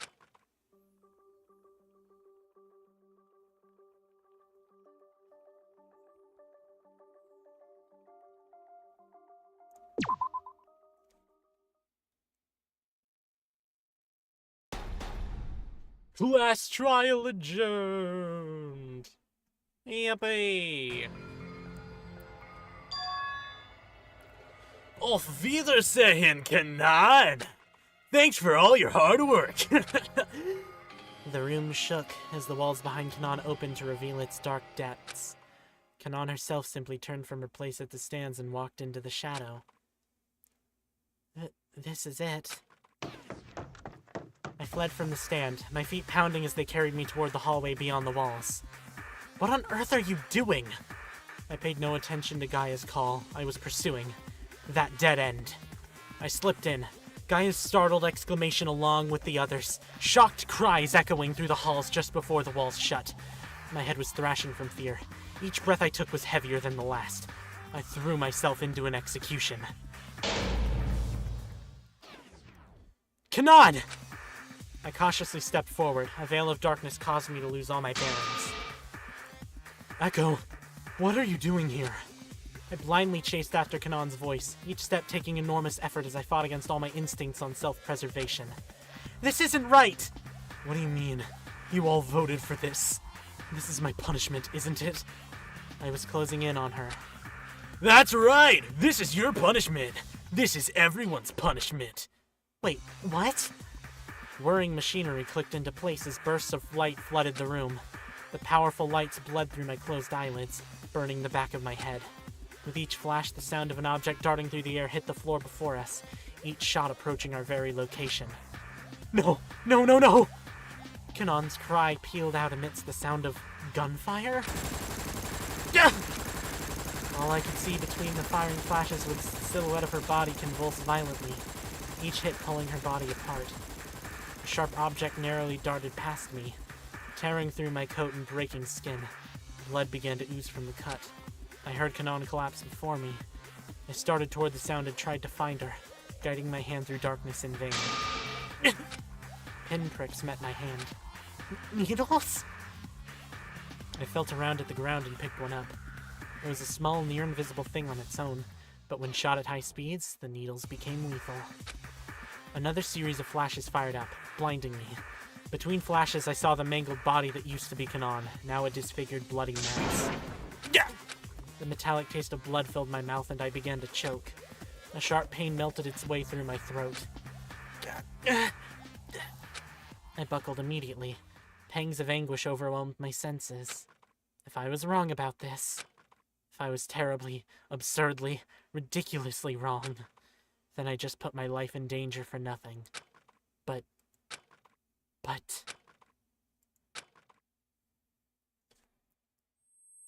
Following this dead end, there had to be something strange. I lost my grip on the situation. I only felt pain. The terrible sensation sank into my blood. An inflaming ache rushed through every inch of my body. Wait, this was supposed to be only Chapter 3. I'm on Chapter 4, and I ignored the fact that it went to Chapter 4. Shit. I need to change the stream title to Chapter 3 and 4. Hold on.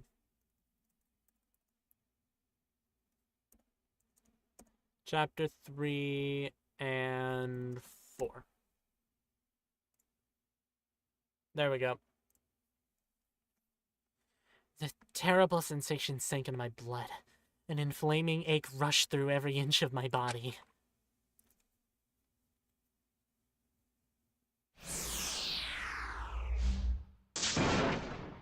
If there's something bothering you, just spit it out already. I grasped at my throat. My skin was undamaged.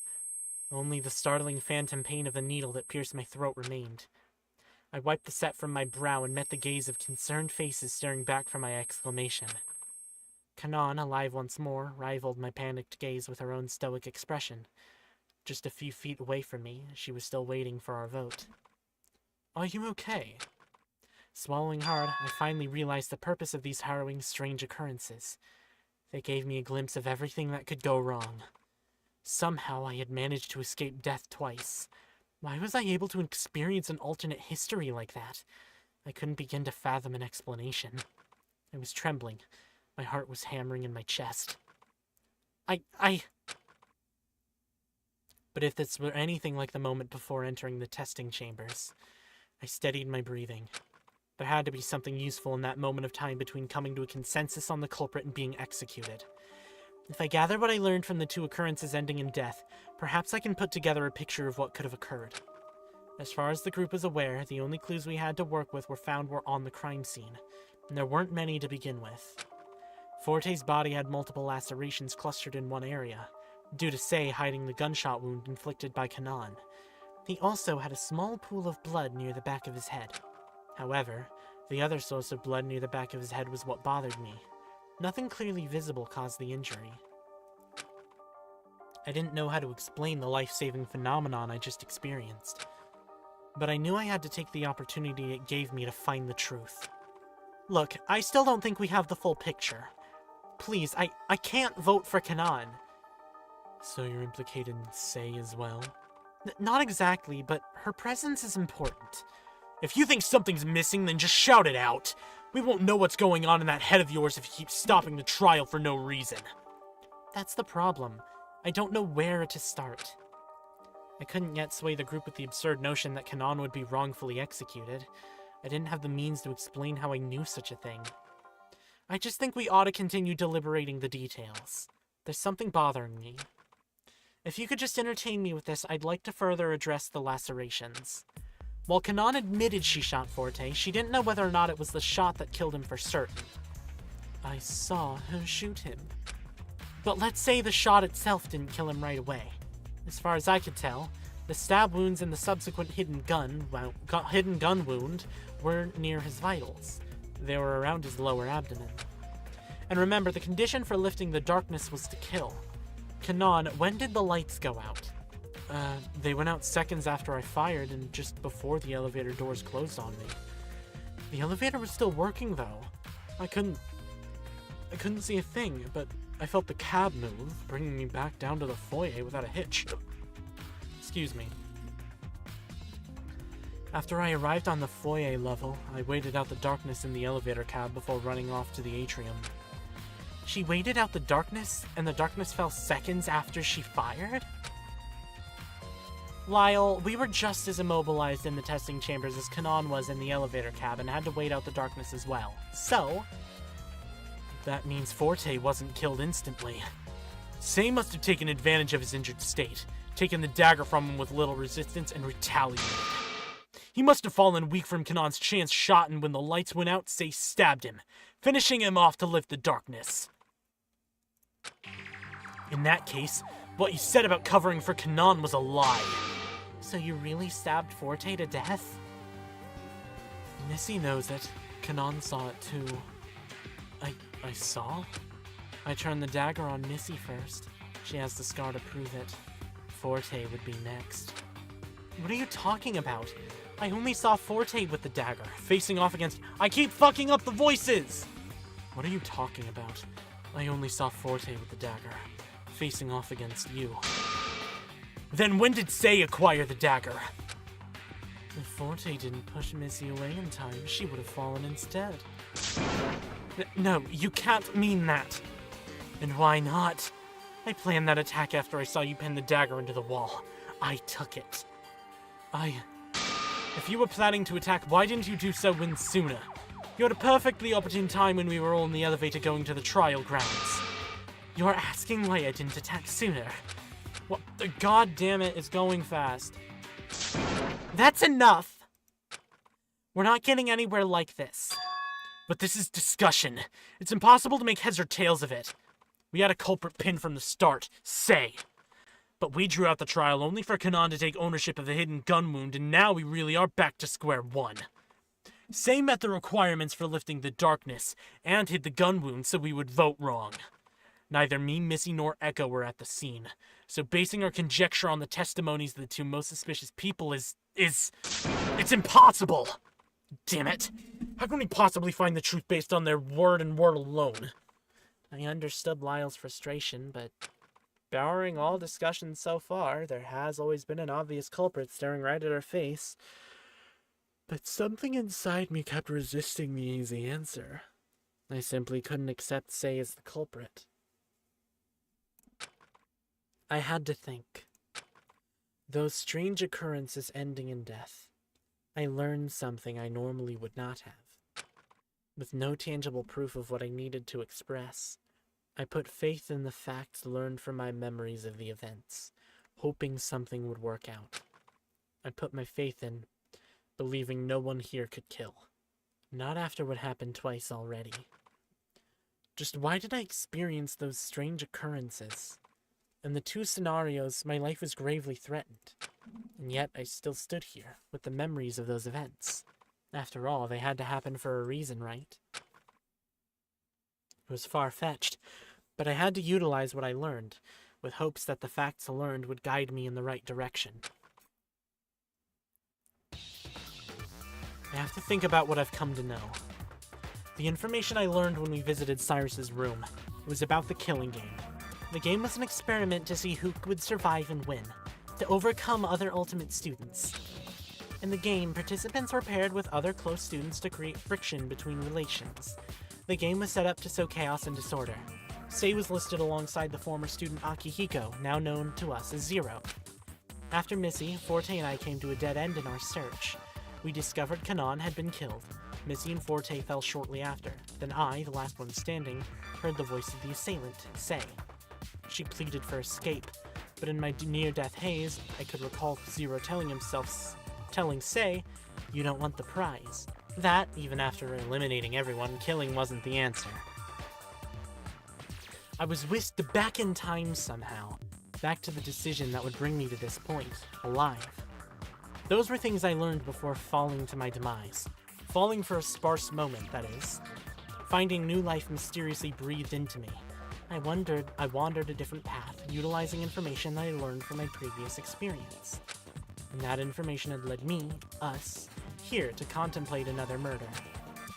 Foolish to think that the experience would be my last, as I would come to relive near death once again when our discussion became deadlocked.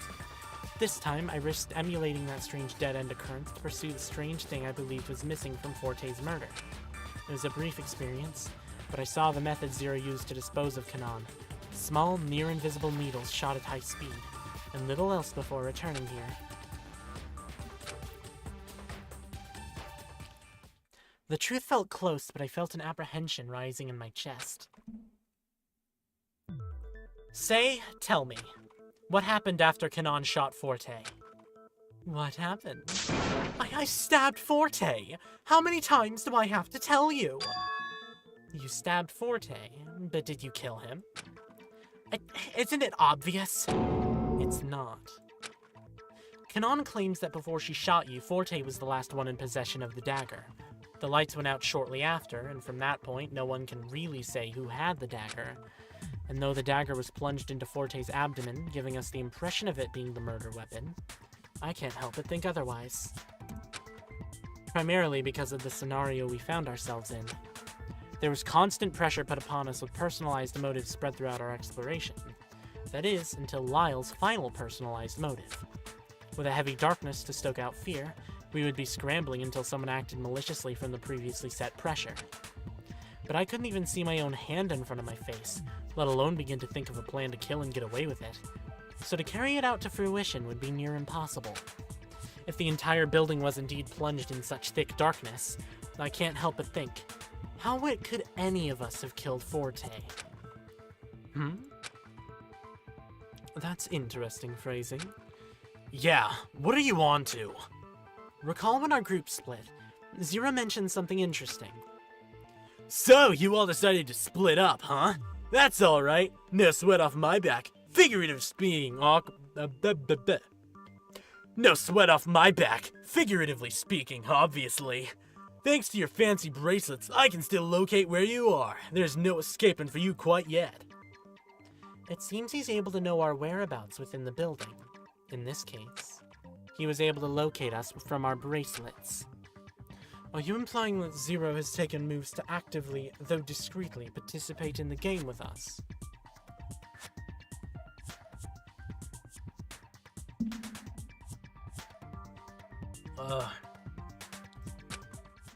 There's no going back. Yes, I believe Zero might have had a hand in killing Forte. Huh? That's nonsense. Have you lost your mind? Where are you getting this theory? I know you want us to entertain you, but this is a little much, isn't it? Lyle, please, I know it's a lot to ask, but I want you to trust me. I'd like to hear where you're getting this funny idea as well, Echo. Lyle's intense leer burned through me, but he fell silent and allowed me to continue. He must be observing my next unpredictable move, just like when I suggested knowing the testing chamber's code. Zero idly gazed back at me, a complete poker face masking whatever scheme he was plotting. I felt a strange sense of conviction, that connecting an execution method with the mysterious pool of blood that was behind Forte's head would lead me to the answer I was seeking. I had to use what I learned from Kanan's execution dead end, the fact that Zero prepared a barrage of needles. It's like Missy said, the more he talks, the faster his options will diminish. If Zero's readying himself for an explanation, this was my opening to draw something out from him. Zero, I want the truth. The truth that you're the one behind this. The truth? Let's see if you can find it.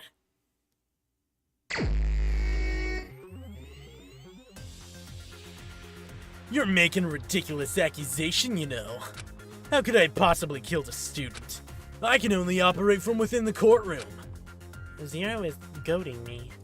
His voice is unwavering, but there's a statement somewhere that I can use.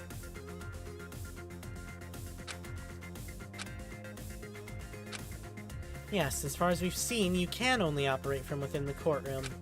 But that's where the body turned up, isn't it? That much was obvious. The announcement summoned us to the courtroom, and there's no evidence of the crime being moved from one place to another. What weapon do you suppose I could have killed him with? The only weapon available was the dagger. Say admitted to using it. And I definitely didn't electrocute or use supersonic on anyone this time. Face it, there's nothing in the courtroom that shows I had anything to do with this. The location.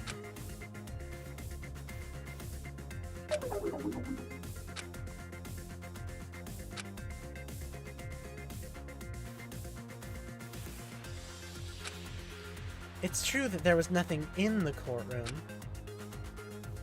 but there are things beyond the courtroom walls.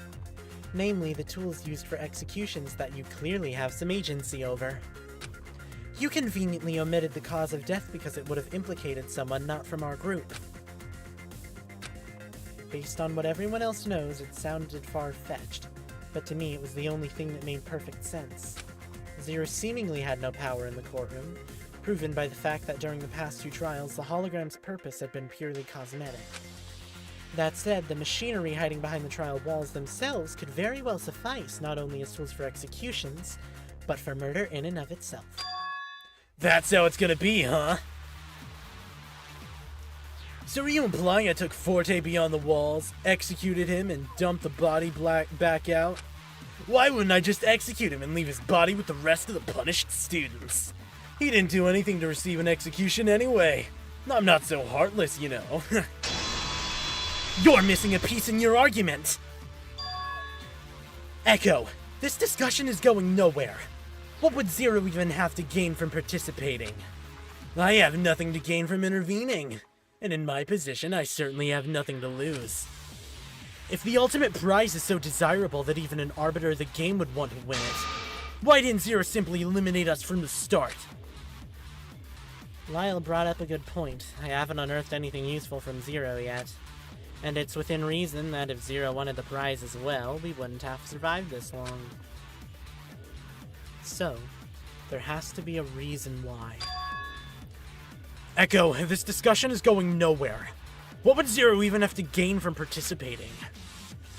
I have nothing to gain from intervening. And in my position, I certainly have nothing to lose. Hang on. Nothing to lose? The location and method was clear to me, but the motivation stumped me. I had to concentrate.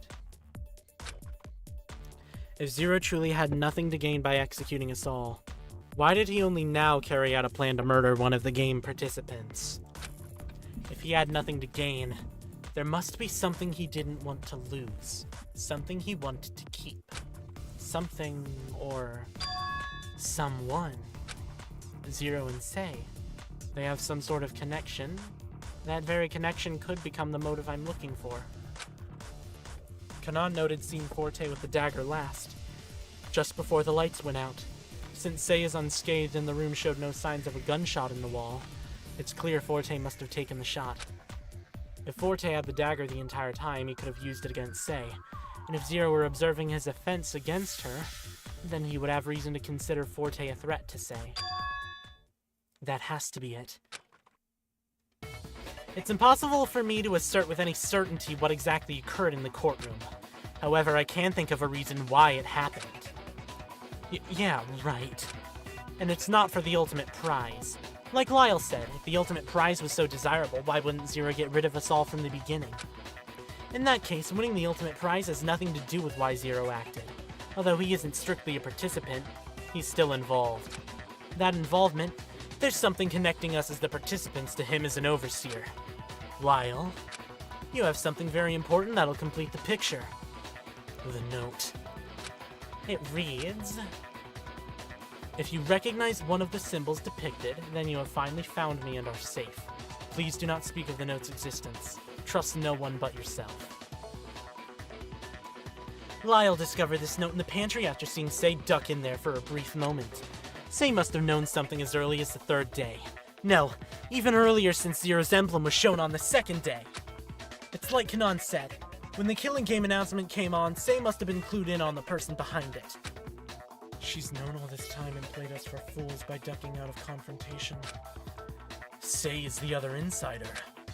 Her student profile didn't explicitly document any involvement in the game, but her files were paired along with Akihiko's, the one we currently call Zero. On the second day, when Zero summoned us to the atrium to present a special gift, this note must have been it. Based on what we know, it's now clear that Sei must have some insight on who Zero is. However, instead of thinking Sei was a spy within our ranks, conniving with Zero to plot against us, Zero is the one trying to bridge the gap between participant and arbiter to intervene with Sei's safety. Huh? Wait. But even if that's the case, why would Sei go out of her way to direct the attention of implicating herself as the culprit? Isn't that action in diametric opposition of what you're implying? No, I killed Forte. He deserved it after all. She would be forsaking her own safety by placing the blame on herself. False culprit, causing us to vote incorrectly and inevitably causing us all to die. Zero has nothing to do with it.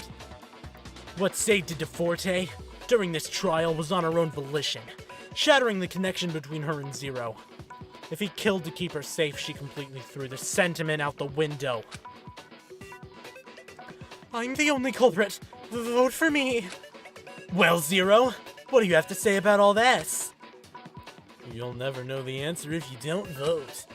If Sei confessed, what's stopping you from accepting her judgment as truth? You want to believe your friend, don't you? What's stopping me? I want to believe that she could never do something like that. That's it? Just like your completely out-of-this-world conjecture about me interfering, you have no tangible basis to trust her either. Such irresponsible thinking could lead you to an execution, you know. Zero wasn't going to be shaken so easily. But the fact that his arguments are lofty and just as intangible gave me some solace that I could turn the trial around. I could do so by focusing on the subject of his motivation. Sei, I'm not going to vote for you. You're the only one who knows what happened for certain. So please, tell us why. Why are you trying so hard to make us vote incorrectly? You can't possibly want us all to get executed, do you? That's exactly what I want. Complete execution!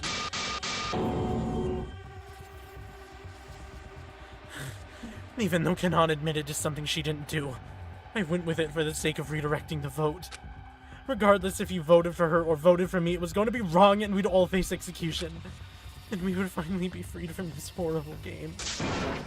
Say, you can't possibly believe leading us to our demise is the right answer. Why not?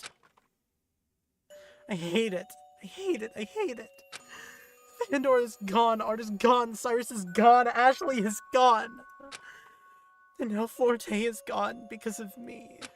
I can't stand any of this. The pain and suffering, it's endless.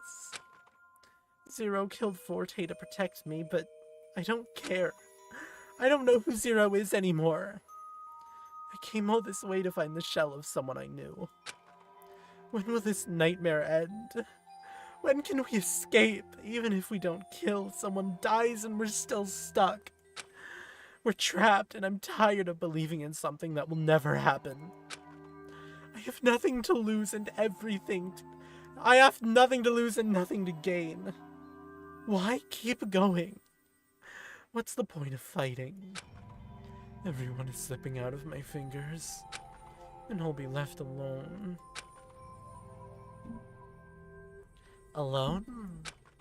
Say, look around you. You're not alone. What? You say you have nothing left to lose, but what about the people standing before you? We aren't enduring the pain, the guilt, the torment of surviving for nothing. Endurance? Survival? Please, we can figure this out together. It's pointless at the 11th hour! So what? Our endurance is worthless. Say is spiraling. I need to convince her that she's not alone. That this fight is worth fighting. So what? Our endurance is worthless. Say is spiraling. I need to convince her that she's not alone. This fight is worth fighting.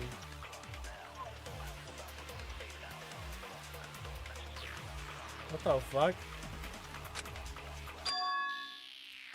What the fuck? Why isn't it working?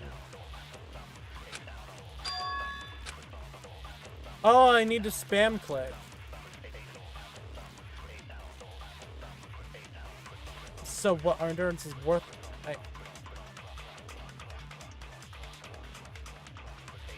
One of us... We survived another 3 hours until one of us is picked off again.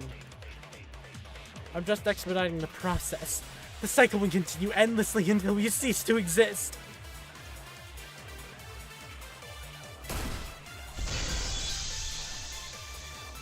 But a complete execution won't solve the problem. There's another way out, I'm certain of it. There must be, so please help me. No, I can't. I can't stand it anymore. Oh my fucking god, it's not letting me read it all! Because I have to click so quickly. Forget, I want to stop this game too, but we shouldn't forget the turmoil our friends went through. Pandora, Art, Cyrus, Ashley, and Forte. We can't simply abandon our memories of them in the past. I'm not going to stop the game by voting for you. I'm not going to abandon my memory of you either. Me, but I don't understand after what I've done to sabotage this trial, but why fight for my sake? It's hopeless. It's an irrefutable, horrible, worthless, hopeless, useless, hopeless, insignificant. That's not true!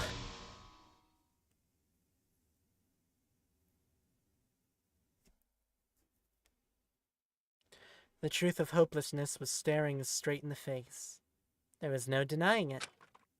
But I felt a desire to combat the terror that hung over us, and above all, after experiencing what Sei did to us, out of desperation, I felt a responsibility to vouch for her innocence, the only way I knew how. Sei, you're not alone. You're here with us as our friend, and you're not alone in feeling scared and hopeless. Everyone's trying their best to keep their head above the water. I don't know what will happen after this, or if we'll even make it out, but we have to try. But I did a horrible thing to Forte. Isn't this ending what I deserve? It's not your fault. How can you know that? I believe you. Please, I don't want to see us go through anything like this again, so you're the only one who knows for certain who the culprit is. The game will surely be over after we uncover this last truth. After all, you didn't kill Forte.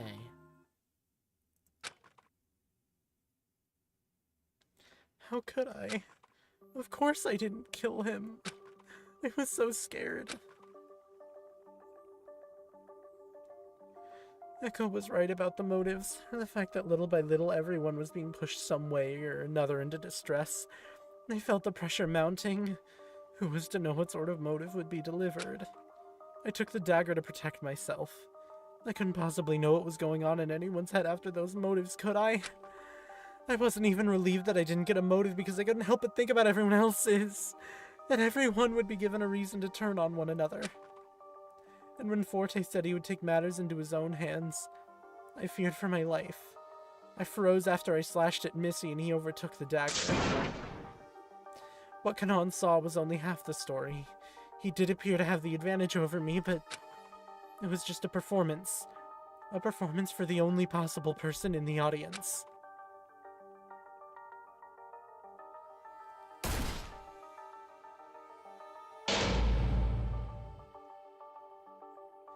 The lights went out. Darkness! Lyle's gift direct from his fears to you. Only murder will lift the darkness. What the? Forte and I were plunged into a never-ending darkness. Even though I hadn't moved, I couldn't even tell where the floor was. But somehow he found me. Don't move a muscle. And it seemed he quickly took action to meet the darkness-lifting condition. Finally, Forte had the dagger pointed at my throat. I could feel the chilling cold steel just inches away. Finally. I thought time had stopped. Forte was still as stone with the dagger poised for my end. He whispered something so low I thought I had imagined it. A stage where every man must play a part, and mine a sad one.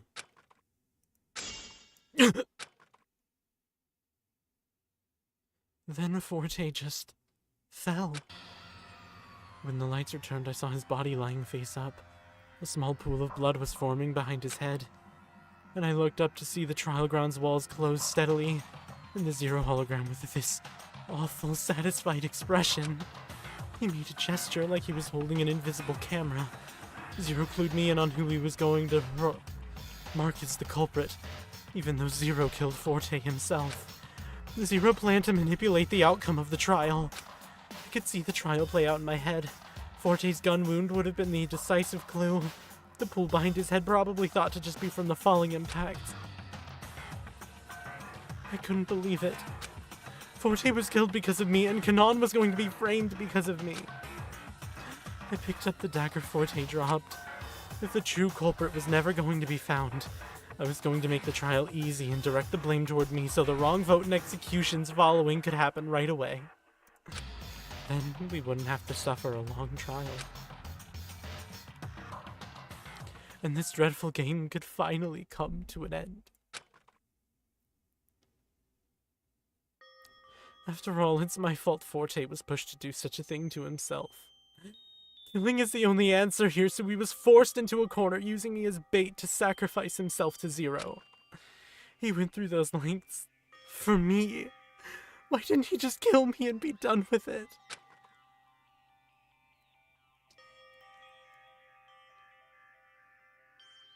I couldn't understand what had happened. So I thought if I could lead the trial to an incorrect vote, then the game would end without me having to do that terrible thing. And we'd be freed from this trap. But Zero saved me. He took you out of harm's path. At least that's what he thought he was doing. Say, you know that he was trying to manipulate the blame off you. So why did you still try to redirect the vote to yourself? Because I have nothing else to look forward to. I ended up here for one reason or another, and all the signs have pointed toward demise.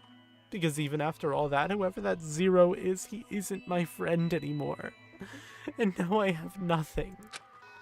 Say, you must know by now that we're here for you. Missy's right. We've been trapped, that much is certain, but we're not isolated. We have each other, and together we can help each other build up hope for escape. You don't need to act alone. Akihiko, we both wanted to save someone. You don't truly think this was the answer, do you? Manipulating the trial like this, it's unruly. Tch. Akihiko isn't here anymore. Since giving himself up to the game, his conscience has been long gone. Being so disillusioned by the way he and his fellow Ultimates were treated, he dropped everything and let himself be consumed with despair. It's poetic, isn't it? He gave himself up because this game was the only thing he could cling to. It gave him purpose. In fact, Guy is also holding on to the killing game. Can you really trust her? After all, she oversaw the game just as I am. Before you released her, that is. All she did was watch. Watch and let Pandora die. You have no idea the sacrifice I went through. I see that the idea that you think I idled and watched her die. Uh-huh. And what have you done since to prevent it? You didn't try to stop her assailant like I did you? So, do you think Guy is on your side? Sprouting empty sentiment and rolling over, doing nothing but watch the game carelessly take lives? I'll tell you what, your friend Gaia here did something very interesting. Don't you dare demonize what I did! Excuse me, I never killed anyone in my game. You, on the other hand, why, you disgust me. I invited you to open the foyer doors so one of these fools could deliver your punishment. They have no reason to trust you after all. There are no rules, save for one. Those who kill should not get away with it. Let me give it one more try. Gaia isn't your friend. Not a chance. She's played this game once before and will do anything to keep herself from losing going forward. And even from the winner's circle, she did what she could to gain the advantage. She's the one who trapped you in this ship. Ship? Even if someone won this game, there'd be nowhere to go. You're completely sealed in. Left to die in isolation, confined in these walls. It's crazy, isn't it? They really are just ripping Zero Escape. In fact, trapping you all may be a ploy for her to kill again. Why not? It'll prove once more that she's deserving of being called an ultimate. You don't understand. I did what I had to do. Oh, of course I don't understand. You're the one giving hope to these people, yet all you've done is cause despair. Unfortunately for you, I control what occurs in this vicious circle. And I'm using this power to keep safe. Keep me safe? You should have never brought me here in the first place. I know. I was tricked. This game is a farce. I won the killing game that preceded this one and received the ultimate prize. The prize of a lifetime of suffering. That's the prize. The prize. Within a group of incredibly talented individuals, should someone defeat their fellow ultimate students and come out on top, their efforts and achievements would be highly prized, wouldn't they? To see who would come out on top. That was the experiment the Preservation Project was conducting. The project wanted to gather the very best of the best, for the sake of the future, as it were. The Despair program has ruined whatever semblance of Akihiko remained, creating this Zero persona. Zero was the false name you ran under in the previous game, after all. It's no surprise to me that it's being used again under the guise of a killing game operator.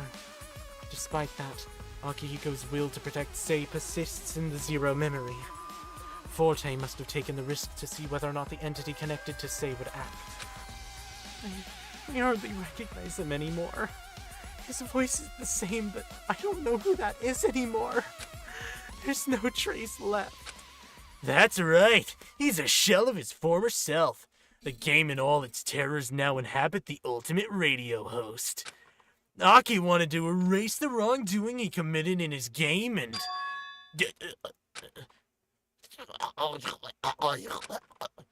Ready?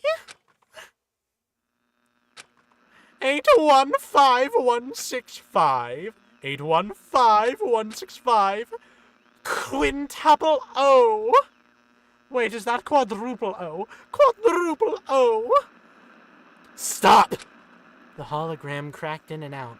The program was fighting itself right before our very eyes.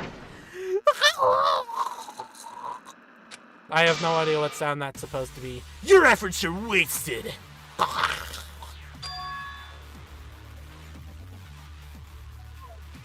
That's the best sound for that I can think of, man. You gave yourself up to despair, and yet you still try to deliver a signal of hope. You defied your own actions. The very self-preservation actions that saved you in the last game. What happened to selfishness? I'll bury you! The arbiter we called Zero was fighting itself. Its current form and a former form, trying to make sense of its own actions. 11 001 11 001 11 and 1001. I don't fucking know. Oh dang. Didn't realize it was you reading it. Yeah, I am reading it. This shit doesn't have pre-made things. I can't believe I missed the stream for so long. How dare you, Saldus? To be fair, I started the stream at like 6 p.m. But no, I'm doing all of this myself. Wait, shit, I need to redo all these numbers. Wait, no. No, I started that reading when I thought maybe it was like some like outside thing, but now that it's clear that it's like the true Akihiko, the ultimate radio show host sounds so... Fuck it, it's funny. 011 000 011 00100 011 00101 011 10011 011 10000 011 00001 011 01001 011 10010. What's happening? Why does this guy sound like a fag? A conflict we cannot control. I have a last-ditch effort prepared, if he cannot just overcome the darkness. The lights shuddered as we watched Zero's fight unfold. I can say that I'm gay, by the way. The Zero entity fought its way to dominance, greeting us with its haunting grin. Well, I guess you caught me, eh? Fine, the jig is up. I won't resist since I've been thoroughly caught in the act by some triumph of hope or whatever nonsense you want to admit. After all, I wouldn't be doing your efforts justice to keep fighting back after you went through so much trouble. It must have been some rotten luck that got you out of this one, huh? Who are you, Echo? Oh shit, I didn't... welcome to the stream, yippee doodly bop. Welcome to the stream, Saldus. I forgot to welcome you! How could I? I don't know how you, a talentless nobody, managed to realize the trick I pulled off. By all accounts, you should have all been executed by now. If all went according to my manipulation, Kanon should be a pincushion and the rest of you dropped into an incinerator. Although, what's stopping me from letting that happen? I'll execute myself and bring you all with me. Wow, I feel so welcomed. I hope you do.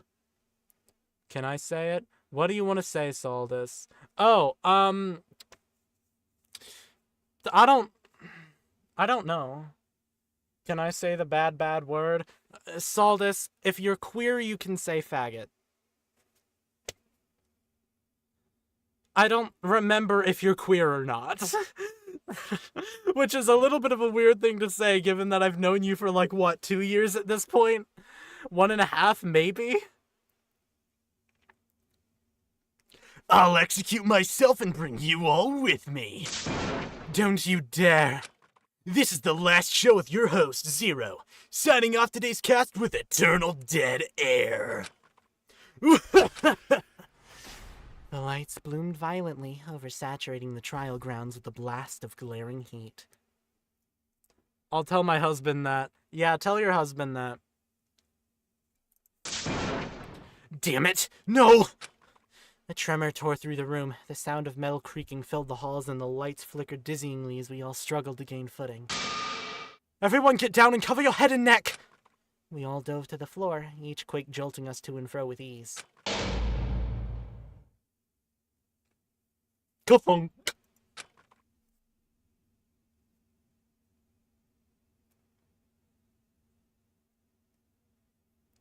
The shaking came down to a low rumble, and the ground eventually settled into stillness once more.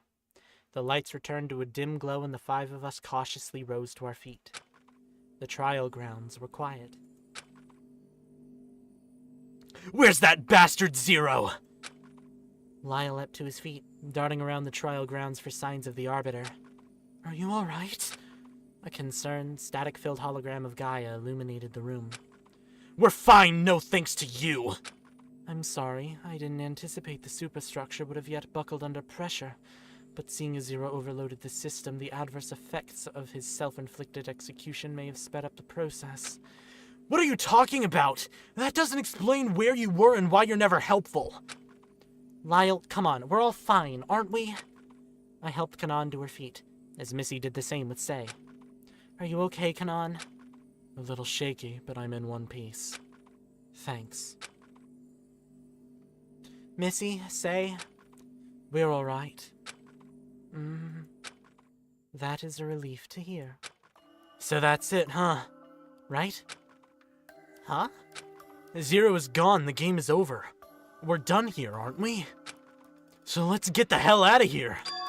Hang on. Sure, he's gone, but there's so many more unanswered questions. First of all, he said we're on a ship. Even if we get out, we're still stuck, drifting out on sea. If there was a wholly unknown testing chamber below us the entire time, it's within reason there's a helm hidden somewhere as well. Gaia, was it? He said you were responsible for such a thing. Is this true? I will answer your questions in due time. For now, I would like to ask that you will rest for a spell before coming down to the testing chambers. It's been a long few days for you all. Wait, who is Gaia? So you remember the baker. Gaia is the baker's twin.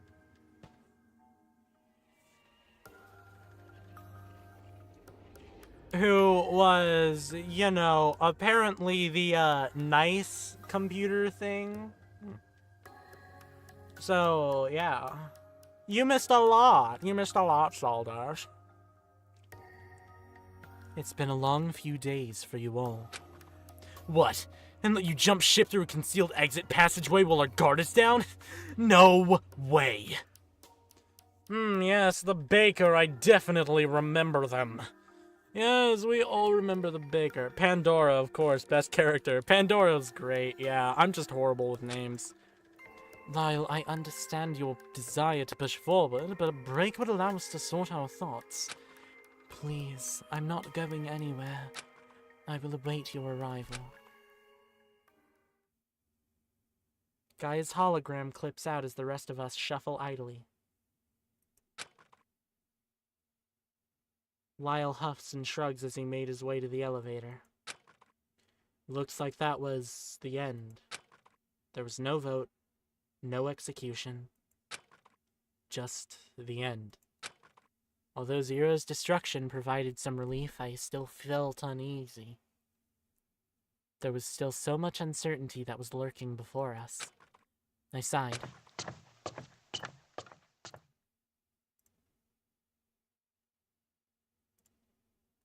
The rest of us followed Lyle into the elevator, and together we returned to the foyer. Us remaining 5 students left the trial grounds in the shadows, for good.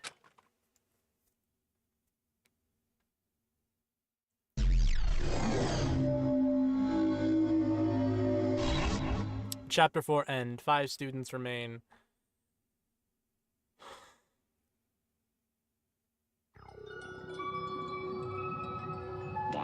Chapter 4, endless and unfamiliar, seems to be over. So that means I'm free. So, we save there. And we... roster. What the fuck do you mean roster? Oh. Oh, I don't think I even saw this. Arturo Campapiano, ultimate golfer. Dislikes swimming and road trips, likes drawing sci-fi movies, previously a academy. Bouvardia seems to be his flower of choice. Oh my god, they even gave them all signatures? Say, what the fuck is this? Say, what are you fucking doing here? Say, come on, man. Kanon, why is it in Japanese?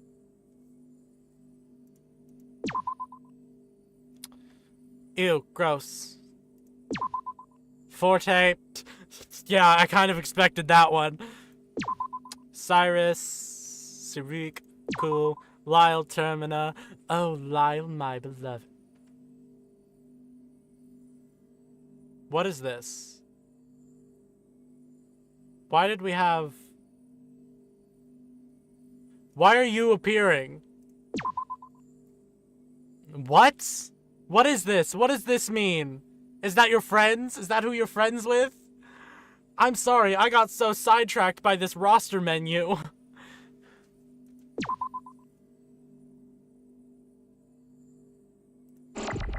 Okay, we're done.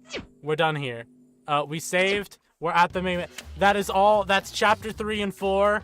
That's chapter 3 and 4 of Danganronpa LAPSE. I'm done today. My voice needs time to recover. I have work tomorrow. That's not gonna be great. I would give you a projected time when I stream this, but I was wrong last time I gave a projected time. So it's kind of just whenever I fucking feel like it.